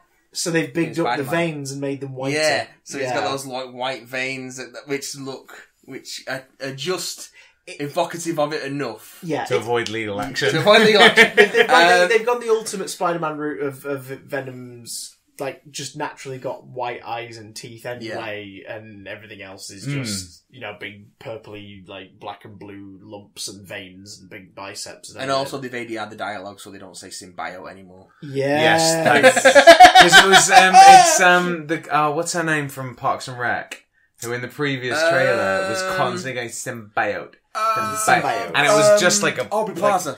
No, not Aubrey Plaza. No, other one. The one that's money, please. Oh, Jenny Slate. Jenny Slate. Yes, she's in Hotel Artemis actually. Is she indeed? She's very good, isn't it? Is she? I was going to talk about Hotel Artemis this week, but I just want to get to emails after this. So I'm the only person who's seen it. Anyway, okay. Well, I remember a while ago I was saying the way to do this, if you're going to do your R-rated or your at least darker PG-13 Venom movie that's not attached to Spider-Man directly, you do a take on the Flash Thompson version of the characters. You don't use Flash because he's off in Spider-Man Homecoming shouting "Penis Parker" every 5 seconds. But the kid from Grand Budapest Hotel, yeah. Imagine him as Venom. It's not the same. now that's a Wes Anderson movie I'd like to see. There's always that Hollywood. Almost as much as I'd Listen, like give to us a call. Almost as much as I'd like to see the Wes Anderson X-Men film that someone made the parody. Oh god, that was great. Yeah, but like you can do it where you have like it's the military thing and the idea of like we've found this creature, we've got this thing, and we figured out that if people like wear it and use it for a period of time between like 2 hours, they can control it, they can utilize it, it can be used in combat zones and for covert missions, and then we get you out of there, we detach you from you immediately, and then we only deploy you when it's needed again. That's the idea behind the Flash Thompson arc when that begins, when he becomes Venom. That's the Agent Venom. Agent Venom stuff, yeah. And that's great. And it's like, wow, so you could have done, not Flash, create a new character, and that would have been really cool. And then you can end your movie with it going AWOL and shit. And if you then want to bring it into a Spider-Man story, you can. And the next time we see him, it's the big white eyes, teeth, spider on the chest. It leads itself perfectly to the post-credits sting. Yeah. Of it breaking away and it kind of crawling into someone's bag. Like a little satchel or something, and then hand comes, grabs satchel, pans up, hits the face. It's Tom Holland. Yeah, like perfect. Boom. Not Peter Parker, just actual Tom Holland. Just Tom Holland on the way to the ground. Guys, someone just wiggled into my bag. Have you seen this? I need to spoil it. It's really weird. I can't wait to show it off in Spider-Man 3, Home Away from Home, or something with home in the title. Home. Spider-Man 3, Home Alone 5. Lost in New York again. Home Alone 5, Lost in New York 2. No, it would be Home Alone 6. There's already been a Home Alone 5. Yeah, because 4 and 5 Peter Parker versus Kevin McAllister. I was going to say, don't the Home Alone star Kevin McAllister just played by a different actor and the time's reset? Right. Home Alone tangent. I believe in a thing if I remember correctly, Home Alone 1 and 2, fine. Home Alone 3, unconnected story with a new cast. Different guy, yeah. Home Alone 4... It's back to Kevin. No, same again. Unconnected thing with a new cast. But the same kid. Wait, how many of them are there? Home Alone 5... right. Was similar to Addams Family Reunion. Yeah. It was a picture of a TV show. It was a pilot. Stealth pilot for a TV show reboot of the franchise. Is that what Addams Family Values was? Addams Family Reunion, sorry. The straight-to-video one by I never saw that. I could be wrong about that. I'm going to double check. Well, yeah, because Joe Pesci's character's in that one, but it's played by a different person. No, not Joe Pesci's character. The other one. Oh. I think. Other guy. Marv. Yeah. That guy. Let me double check. In the meantime, let's fill some dead air. Yeah, Venom is a thing with stuff. Yeah, yes. I missed a little bit of your chat because I was otherwise indisposed. We were spieling the potential plot and the Avi Arad's hard on for Venom. I'm really, really torn with Venom because the talent involved is nuts. The talent involved is nuts. Yeah. Because you have Michelle Williams, you have Tom Hardy, you have Riz Ahmed. Yeah. And who, again, like you were saying before we recorded, the track record for these three in particular is phenomenal. Almost flawless. And particularly, I'm struggling to think of a scenario where every single one of them has a bum steer. Yeah. Like, all of them, like, that is a kind of a bit of a swing and a miss on all of their slates. It would be highly That unusual. would be weird because I don't know if I can think of a film where like just the level of quality of the people involved is so high, and for it to miss as widely as I feel like it could potentially. It would be weird, but it would be appropriately Sony. If there's one thing Sony Pictures can do, it is fuck up a sure bet. Like, it's they do nothing but fuck up movies. I mean, they cannot make a good decision. It could be that we come away. The film is dire, but those three stand out as being brilliant just good in the middle of this sea of shite. I don't know because that has happened with films before. Tom Hardy in this doing his weird Eddie Brock voice. He sounds like... sorry, Miss Chin, I got a parasite. Go over here now and I'm a reporter. Eat a brain. He sounds like he's doing an impression of Eddie Izzard's impression of Christopher Walken. He's doing the to be or not to be. Is this what he's trying to do? That's a question. Because he is now in that kind of rarefied air of actors that has got that kind of just weird ass delivery. Like, yeah, because he's in that kind of His lungs, pancreas. So what are you doing? What the fuck are you doing? I'm just What is having this? fun with it. Sorry, the hair thing's gonna peel back now. Okay, everybody, I'm Venom.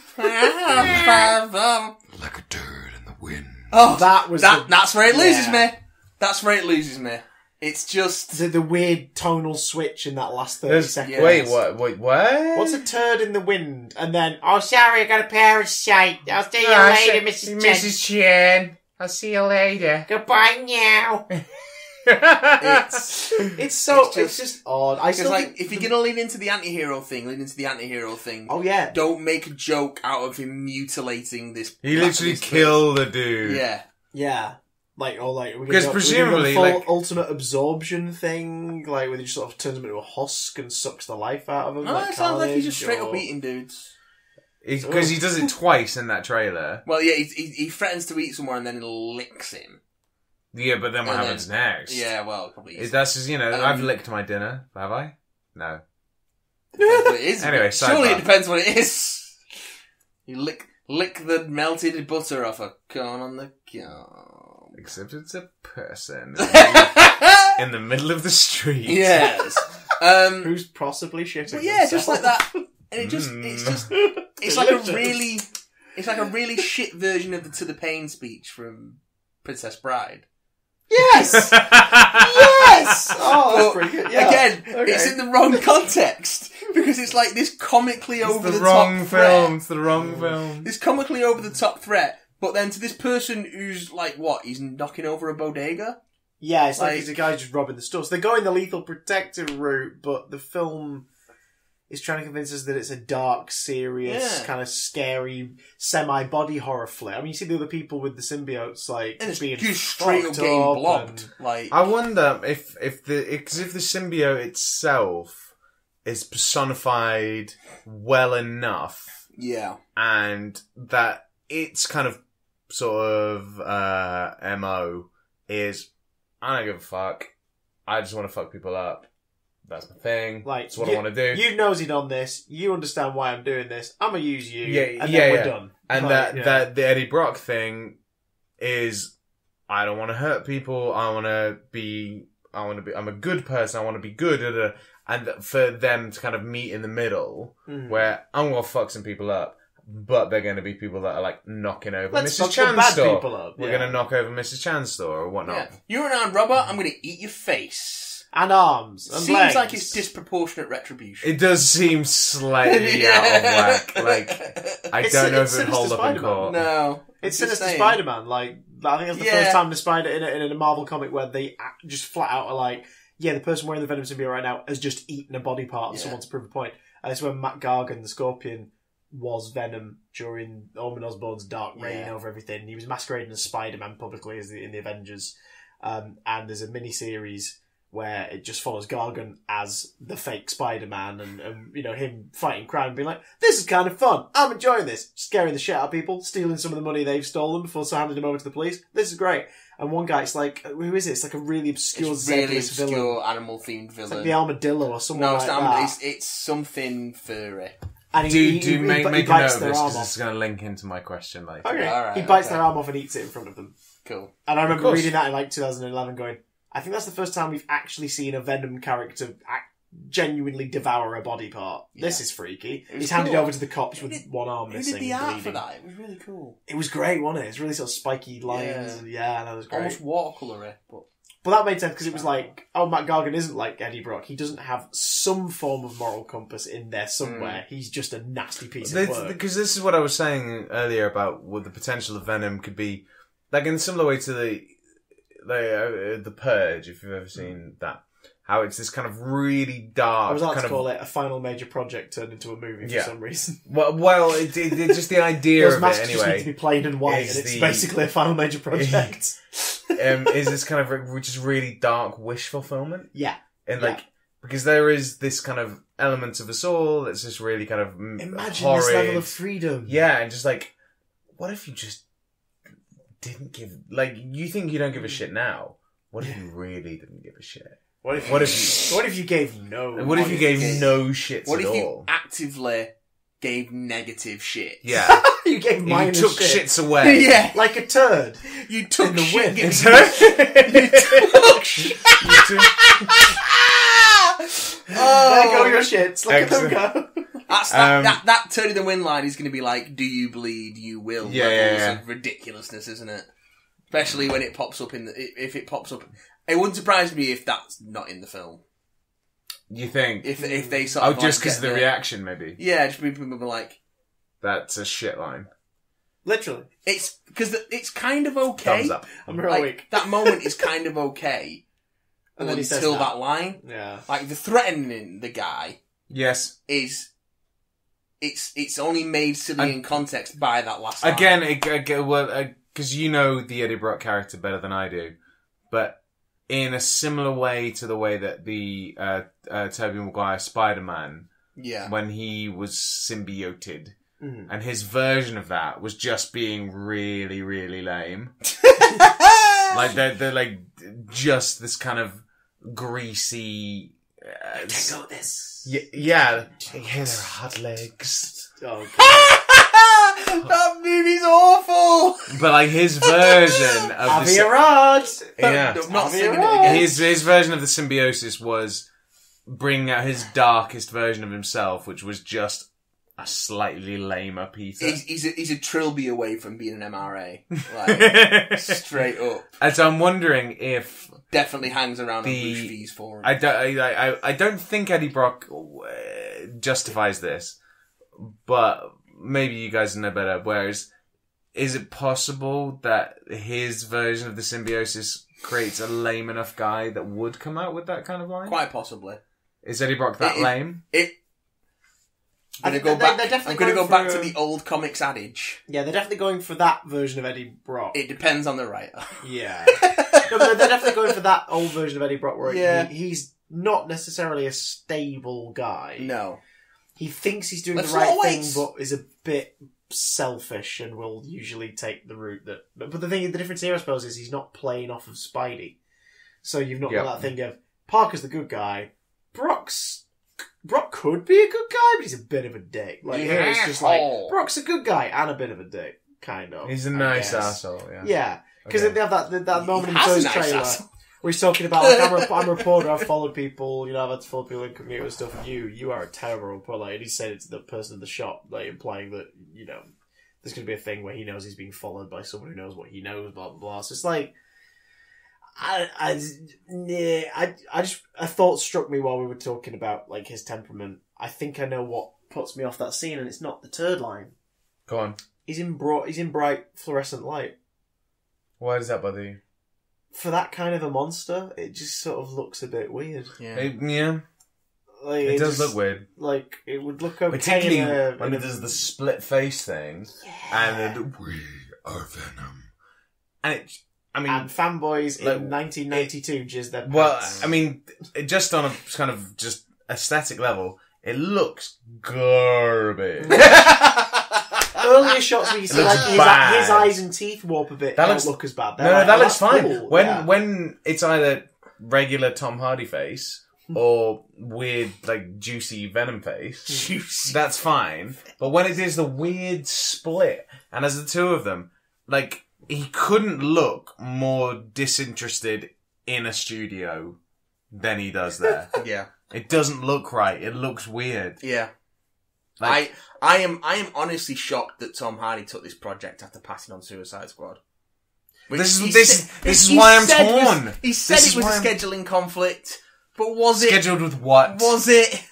But then again, he's been involved in this since day one. Like, Yeah. in the moment they began production, they announced they were working with Tom Hardy possibly in the lead And I role, don't and then for like 3 or 4 months before shooting began, there was photos of him in the t-shirt hanging out in the he studio. just so really he wanna was be- definitely, participatory in Has terms this of been the his dream development. project all these years and no Well, one? possibly. I mean, it may well be because it is.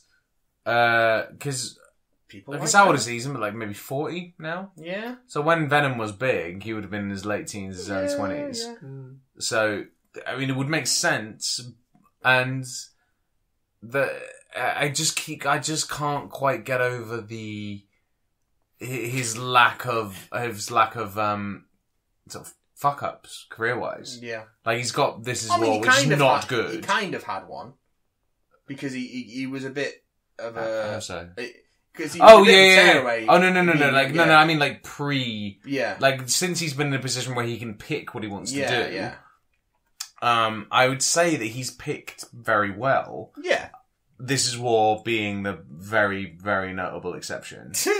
And similarly with Michelle Williams, similarly with Riz, like they're all in positions now. I think so anyway. I can't speak for them, but they all are in positions. I think where they can pick what it is they want to be doing next. Somebody's got some dirt on them, and all three of them have picked to do this thing. And just with the cleanliness of their record, I can't. That's the thing I keep getting stuck on. Because I just think, why would you? The money's good, and their agents the Sony money. want The Sony money. Is that what it is? Yeah. Is it the Sony money though? Because anyway, Jack Black's not coming back for the Sony money. Well, he's not voicing Slappy in Goosebumps 2, but that's a whole other thing. Oh, that's a shame. Yeah. Let's get into some emails because I don't want to talk about Venom anymore. Wait till when is it? August? No, we're in August now. Yeah. October. It is. 2 months. Yeah. Not far away. We'll look forward to that episode. This one's left over from last week. It's a non-SDCC related question from our man Daniel. Ah, yes. Because we had an SDCC related one, and now this is a non-SDCC related one, as indicated by the title, a non-SDCC related question. Fair enough. So once again, guys, we've got to email in bigdamcontact@gmail.com. We're not going to get around to everything because we've got places to be and I really need to pee. But, let's read some email. This is apparently me doing you. What? What? Did you buy me a glass of wine first? Hello, big damn individuals! I was listening to last week's podcast discussion about what Doctor Who era would sacrifice for the return of our missing Who. This got me thinking, and I wondered if I could apply a similar idea to Hollywood. What films would you like to save, rectify, or remake, and what projects would you sacrifice to achieve it? What? For instance, I would sacrifice Age of Ultron in its entirety, or Iron Man 2 if I can shuffle timelines for a Blu-ray special edition of Thor. I can't speak. Wait, what's happening? The Dark World with all Christopher Eccleston's scenes put back in. Thanks once again for discussing the thoughts of a demented nerd. Yeah. You're not doing this guy any favours of demented. Yeah. My impression of Chris is just to talk really fast, basically. That's an impression of Chris. So. You didn't even bring up the freaking Robin Hood thing once. No. What was the question? Is it MCU specific? No. I didn't even hear the question. Sorry. We were talking the week before last about what we would sacrifice, what Doctor Who would sacrifice. Yeah. That's the one I've just listened to. Bring back. You want to get you both Right, I want all the 60s stuff. I'm getting rid of Capaldi. I'm getting rid of Paul McGann. Paul McGann. Not because I don't like Paul McGann, just because it's 90 minutes. Whatever. Yeah, it's 90 minutes. And he's in other stuff. Also, Paul McGann. I love Paul McGann. The real Paul McGann. Da Vinci, it's a pocket monster. What films would you like to save, rectify, or remake, and what projects would you sacrifice to achieve it? The example he gives is get rid of Age of Ultron or Iron Man 2. Oh, okay. In return for a proper version of Thor: The Dark World with all the Christopher Eccleston. I don't think there was a proper version of Thor: The Dark World. No, it's like the Snyder Cut of Justice League. It doesn't exist. It's a myth. Or a pith helmet. There's no limits. Oh, man. Get rid of everything alien related after Aliens for the Blomkamp film. For William Gibson's Alien 3 script. Nice. Which Dark Horse are adapting as a comic. That's the monastery? No, that's the space station airborne virus version of the Alien, and it shifts focus onto Hicks going forward. No, that's a good one. Even though it probably wouldn't have been any good, I would quite happily sacrifice all the Zack Snyder DC stuff for George Miller's Justice League Mortal. The one with the man. The one with the hammer. No, the what's his name? The Lone Ranger. Yeah, Armie Hammer. Armie Hammer. He was the Armie Hammer Batman and name. Megan Gale, Wonder Woman and Martian Manhunter and all that stuff. It probably wouldn't have been very good, but it probably would have been more fun than what we got. Guaranteed. Yeah, when the standards are as low as they are. Yeah, like the only way is up. The only way is up. They cancelled it. Hey, we got Fury Road. We got Fury Road, and Fury Road is pretty good. It's pretty fucking great. What about you, boyos? I've got mine, Chris. Do you have yours? I think. Can I sacrifice something before it's come out? I guess. I would sacrifice. I know, but I'm pretty sure this is going to be on your radar as well, Chris. I would sacrifice the rebooted Buffy series. Yeah. For a live action adaptation of the Dark Horse comic series. Yeah. Ooh. Sounds good. Can I do that? Sounds good. Is that allowed? I'd be down with that. Because just to see like how they do Giant Dawn in they're, TV, things like that. Well, also because I have not read the Dark Horse series, and I have no intention. I have no intention of doing so, and I would like to see it. But I would also. They are very good. I'd also. I'm also not really down with a remake of the Buffy series. So sequel. Continuation with new character. Yes. The whole series, the whole kind of. You missed it because you haven't listened to last week. But we had this exact conversation. Have. Okay, sorry. But again, the PS of Chosen is everyone who could be a Slayer is now a Slayer. The whole series sets itself up for sequelization. Yeah. It's all about the next person. Like, so-and-so dies, there's another one. So there's no need to reboot the fucking thing. Exactly. It's insane. Anyway, so that I think that would be my one. That's just the first one that came to mind. I would chuck, as much as I enjoy this one, Batman Forever, and while we're at it, Batman and Robin, into the flames of eternal damnation to see what Burton's third and final Batman would have been. Ooh, that's a good one. With Billy D and Keaton in the role. That's a good one. And finally his version of Robin. Like, I would be intrigued to see that. Oh, and also get rid of Superman Returns and have the Burton Superman Forever. Was it Superman Forever? Lives. Superman Lives. Yeah. To see Nick Cage as Superman. Ooh, Hi, Lois. That's tempting. It's very tempting. Demonstrably bad. but tempting. I still think that Superman Returns, there's a good film in there somewhere. And there is desperate to get out. And Brandon Routh is, I think, was kind of... was that a cat in the background? Was that a human or a cat? I think Brandon Routh was... I thought he was good. Yeah. I really liked him. I think he's great in everything he's in. In the little I've seen him in. Yeah, I think he's getting a new lease on life, sort of now as in the DC TV stuff. So there is that. But yes. While you're here, Charles, shall we? I think the other stuff we can kind of push till next week because we're running over. But I know you have some things. I have a couple of questions if you'll indulge me. Let's do. Okay, the so Charles. my I'll first indulge. My girlfriend's question is coming via me. So, wait. Are you the messenger? Phrase that badly. Oh, that was a delayed reaction. Sorry. Bloody hell. Because I mentioned to her that I was coming on today. Yes. Again, phrase badly. Did you remember your pants? Sorry. Sorry. And she, Don't go swimming. I told her a little bit about the show and about your kind of purview, and her response was, "Oh, they like talking about kind of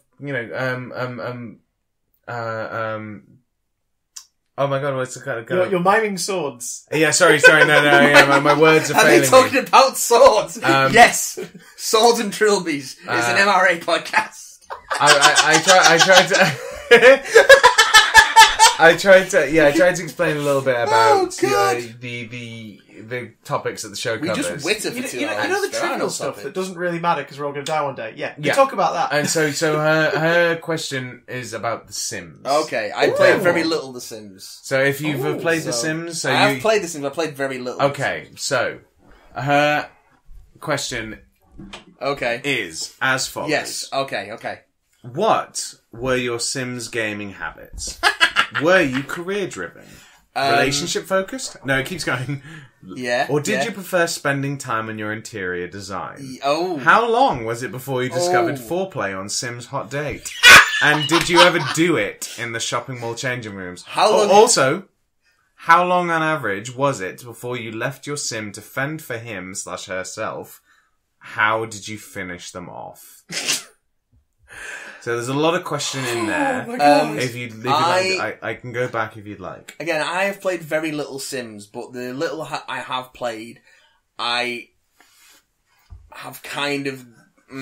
I've given into my baser instincts and made it a cruelty simulator. Sure. Because of... Why not? Because why not? You're a god. That's probably why I don't play much Sims. Yeah. No, because I see the darkness within myself reflected in the screen and think... As your creations wither and die. I'm a terrible person. Sure. I'm not a nice man. It's your sadism coming out. Yeah, in terms of the specifics, I would never really have a goal in mind. I would just fuck around with the mechanics to see what I could do.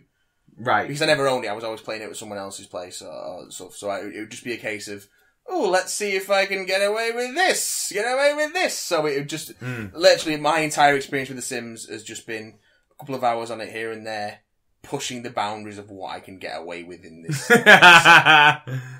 What can I get away with? Yeah, Excellent. What will this game let me subject this virtual person to? And were you doing it to yourself? Like, is it a version of you that was there? Or a version of me and friends, like... Right, okay. Because you'd always build all your mates, or your girlfriend at the time, or whatever. Right, okay. I similarly with me, like, I had the complete kind of inverse of that, where I made myself, and I kind of just saw how far I could take it. Yeah. So I ended up, sort of generationally speaking, with, like, great-great-grandchildren. Like, I was a really, I wasn't a very academically minded teenager. I had a lot of time to You're kill. a virile young sim. A virile young sim, but not a virile young Charlie, unfortunately. Yeah, so, did you ever play this, Chris? If it makes you feel any better, the only one I ever played was The Sims 2 on PS2, I think. There was 2 for me as well. Within the first half hour, they had defecated all over the kitchen floor. Good. I kept getting them to clean it up. By the time they cleaned it up, it made them sick, so they'd vomit. Excellent. By the time they cleaned that up, they'd poop. And after half an hour, I went, my memory card is going to be used for something much better than this. Yeah. And I stopped playing. It's just the poop vomit Just train. poop vomit simulator. You just can't... There's a circle you can't get out of. Now, I keep meaning to check out... They've just started a new series over on Giant Bomb of 13... It's called 13 Deadly Sims. Yes, I heard about this. Abby Russell, has made sim versions of all the Giant Bomb crew, and he's basically just seeing how she can kill them. See how long they last. See how long they can last, and what will eventually kill them all. So yeah. So Matt's a sadist. I'm a sadist. I did my best to kind of see what my own grandchildren would look like, and Chris ended up sodden in his own vomit and feces. I've been there before. Is that the kind of basic takeaway? That's the basic takeaway. If it helps expand at all the possibilities, it's basically the inverse of real life. I'm gonna summon the voice from the ether. The voice Big from Damn the Cast ether? that occasionally appears. Voice from the ether. We offer you this sacrifice of a lovely Charlie in exchange for your exchange for your Sims stories. A wise voice of the ether. Heat both his arms, then both his legs, and then his face. Leave him rolling down the street like a turd in the wind. Okay, thanks. What is your goal with the Sims, and what is the nastiest way you've dispatched of your Sims? Oh, I kill them. I really do. I loved it. Yeah, but how? I played The Sims since it started. I've had it on pretty much every platform. I was that kid that would stay up until about 4 a.m. playing it.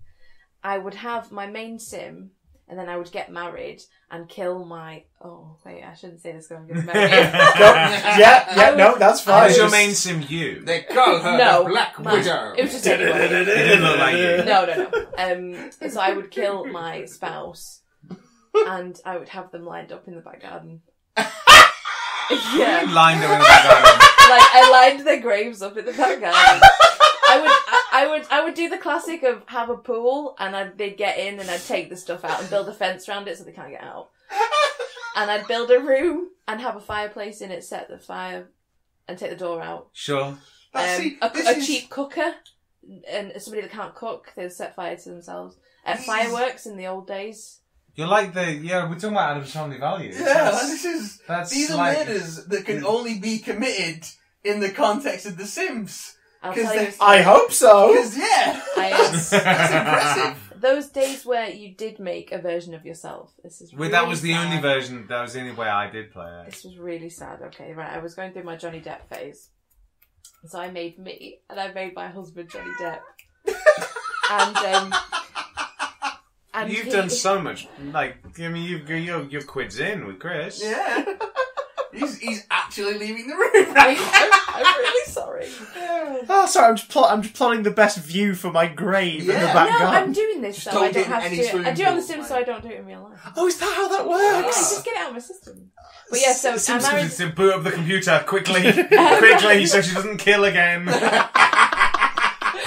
I married Johnny Depp, and My move. Yeah. Which in 2004 was the apparently fine. he subsequently cheated on me because I said. Then did he beat you? Oh. Wow. Deep. I'm gonna just move straight past. You do it. You go. And, You move on. yeah. I've had a beer. Allegedly. You can set it. You can set it so your Sims live whilst you're not on it. Yeah. Yeah. So he left me for the maid. For the maid. And so, Wait, Arnold Schwarzenegger again. Sorry. David Beckham, Jude Law. So I killed him. Oh, I locked him in a room and I didn't let him have anything, and he just starved to death. Peed and starved to death. Well, Something I feel like really. this is quite kind of illuminating for you, Chris.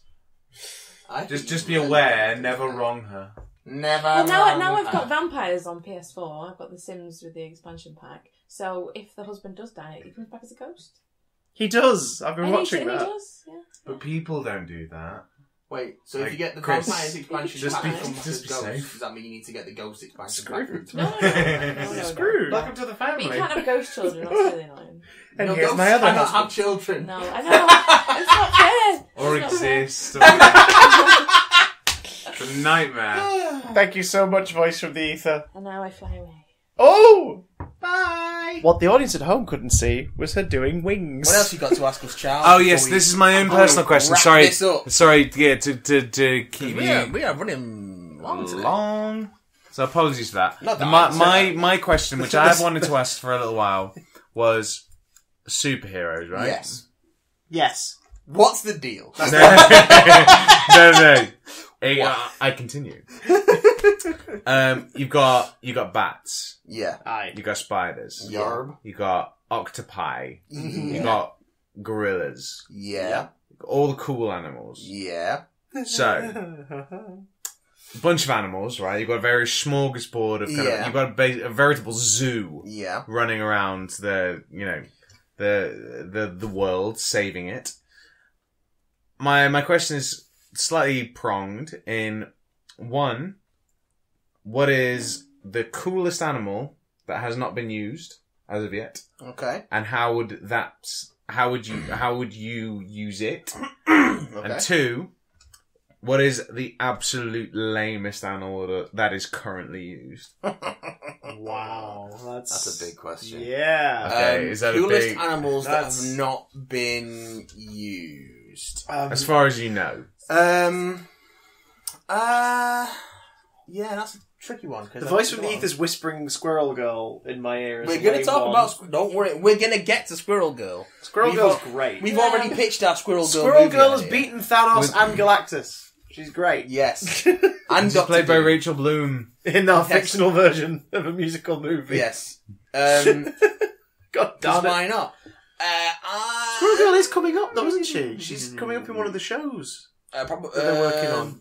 Probably, maybe. I mean, sure, why There's not? so many of them. There's so many shows. Probably going to be in Titans. Oh, gosh. She's gone cross company. So She's going to be in many Titans, shows. and she's going to come on and she's going to say, Fuck Captain America. Squirrels. God. I'm gonna let myself have a bit of time to think about best ones to use because I'm not sure about that, but we can talk about worst ones. Worst ones currently, yeah. There are so many. Like just super There lame is- animals. I mean, there's kangaroo in the realms of Marvel and like Yeah. Deadless villains. There's the kangaroo. Squirrel Girl. Squirrel Girl Girl's is awesome. great. Wow. Is there a snail? Snails are pretty lame. I'm not sure if there's the- a snail. There's armadillo, The porcupine. porcupine, frogman. Frogman's Who's a hero. great. He's a hero and he's brilliant. Frogman's yeah. great. And there's Toad. Also Toad. Yeah. We've got And the rest. the Slug. There's a slug. Obscure Daredevil villain who's just massively fat crime boss, Excellent. but not like Like Kingpin, but Wilson doesn't wash Fisk. himself. He's like a ball. He's like a ball.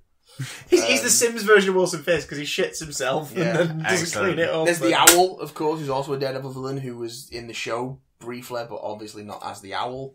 Yeah, he's just Character. an elderly mob man. Owls are pretty good though. Owls are pretty good. Yeah. Like they're quiet and they they kill mice and I'm stuff. gonna go in terms of ones I would like to see. I'm gonna go with. Fetish information incoming. How dare you? Oh, I'm now worried what it actually is. I'm not into those tentacles, man. they're These are the technicals. They're just into me. Oh God. It's just a tricky one. I don't know. Chris, have you got any thoughts on coolest animals? In terms of cool animals, not currently in news. it's not necessarily a cool animal, but I just like Yeah. the visual, and I'm sure someone's done it at some point. Can we just have someone who's got the head of a hammerhead shark? I know DC have had like king sharks. Sometimes there's a hammerhead. I'm sure there There is. Street Sharks. Oh, Yeah? the street shark. Remember Sharks. Street Sharks? Oh god, And yeah. Vin those toys Diesel's were amazing. promoting. Was it called Street Sharks? That was Yeah, called Street Street Sharks, Sharks. wasn't it? Oh, yeah. Yeah, Vin So, like, Diesel's first proper like professional gig was Yeah. as an actor in the trailer talking about how awesome Excellent. they were. Yeah, It's like a promo demonstrating video their and he's puppeteering terrible at features. it. Um, I mean, oh god, it's a really good one. how about something like? Because there's got to be dog. They're the dog themed superheroes, I don't think there are. but like proper The good, retriever. proper The good doggos. Like The Golden Retriever! like Stolen something. I'm gonna get it back. Then throw it again. I'll bring it What's back. that? Who's a good boy? because like the traits of a dog: loyalty, determination, protectiveness, Ticklish tummy. Ticklish tummy. That's Yeah. a big one. being a good boy, Being being the goodest boy. who's the goodest boy? They don't shout a dog signal into the sky. They just shake some keys. having And it's like, huh? What was that noise? having really cute puppy paw pads, Yes, and it's very soft. very soft, little wet noses, Yep. and adorable ears. So like, they're less All fighting the- crime. they're They're more just sort of like Distracting crime. Just distracting crime. They, just sort of, they stop a bank heist by just rolling around on their back, asking for belly scratches and being adorable. You know what? Yeah. It's not even like a half man, half dog hybrid. It's just a dog. We're just, Just- gonna send a dog in. It's just a dog Yeah. with a cape attached to its collar. Oh my god, does it fly like Crypto? Does it have laser beams? It's just Nope. it's It's a good boy. Just a dog. It's a so It's just a good boy. That's the tagline for the film. he's just It's the goodest on the boy. poster. He's Doggo. just a good And boy. I don't mean like a dog who is a superhero, like Just- Underdog yeah, or just Bolt. I mean like Just a man dog. yeah. who is pretending to be a dog. Oh, you're going there. He's You're got a body being of a super- man. He's got the body of a man, but the soul of a dog.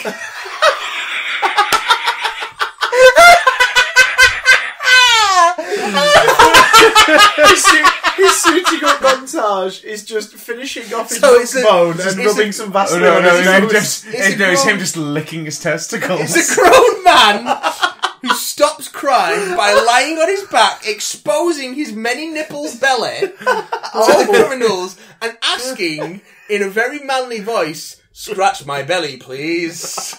Please scratch my belly. I've been ever such a good boy. Put down that Such a good Put boy. down that TV. Put down You're that not TV, robbing this family today. or I'll wag my tail." Boy, he just goes in for nuzzles. Yeah. I'm gonna lick you. He shows up at the crime scene. He just goes. It's just a man on all fours. Eventually, the criminal's just like, "It's too fucking weird." Just a guy completely naked with a cape attached right around his neck. Okay, we surrender. I am Dogman. Now scratch my belly. And his sidekick's just Oh a no, person walking in. Dogman's, he's got his lipstick out. He's gonna cock his leg. Oh, I'm his now. I don't think we can top that, boys. Did we say cool? I can't remember. I don't think we can go anywhere from God. there. Oh, the only way is up. We've hit rock bottom. Oh my god. And what better way to end an episode Oh, than on the lowest rung of the taste ladder? Ladies and gentlemen, if you want to get in touch with the show, you know the drill. Big Dumb you Cast on really Twitter. shouldn't. BigDamnContact@gmail.com. We'll get around to more of the emails next week. You can watch Matt go live sporadically Whatever. on the Big Damn stream on Twitch. You can also just like sort of sit out front of wherever we are at the time and growl, and we'll come out hands in the air. Whatever If you you just do, roll over on your backs and ask for belly rubs, we'll be there. whatever you do not, under any circumstances, do not send us fan art of Dogman. Oh my god. I didn't Whichever know. interpretation you're thinking. I did not know this was a thing I wanted. I'm gonna go against Matt. Do not Just do that. Be it the But canine maybe in a do cake that. or the naked man on a lawn. Doesn't matter. Doesn't matter. Don't do it. actually, particularly if you can do Chris and or Matt as Dogman. If you were Dogman, what breed would you be?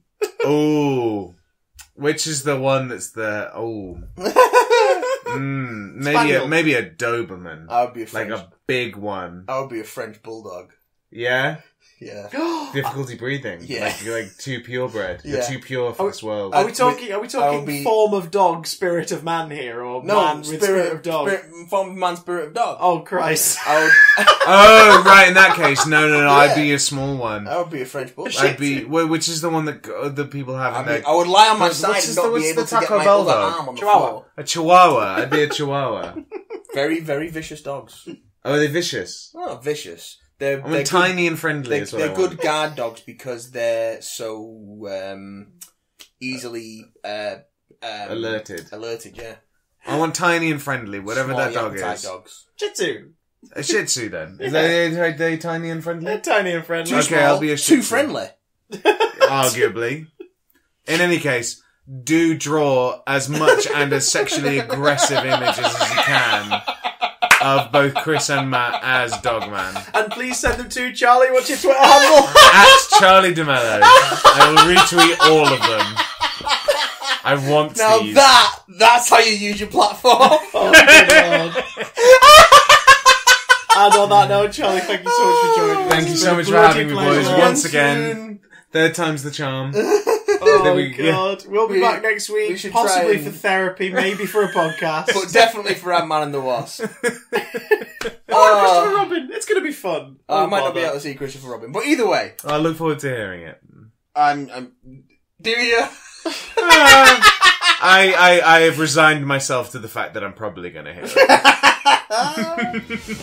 Oh, fantastic.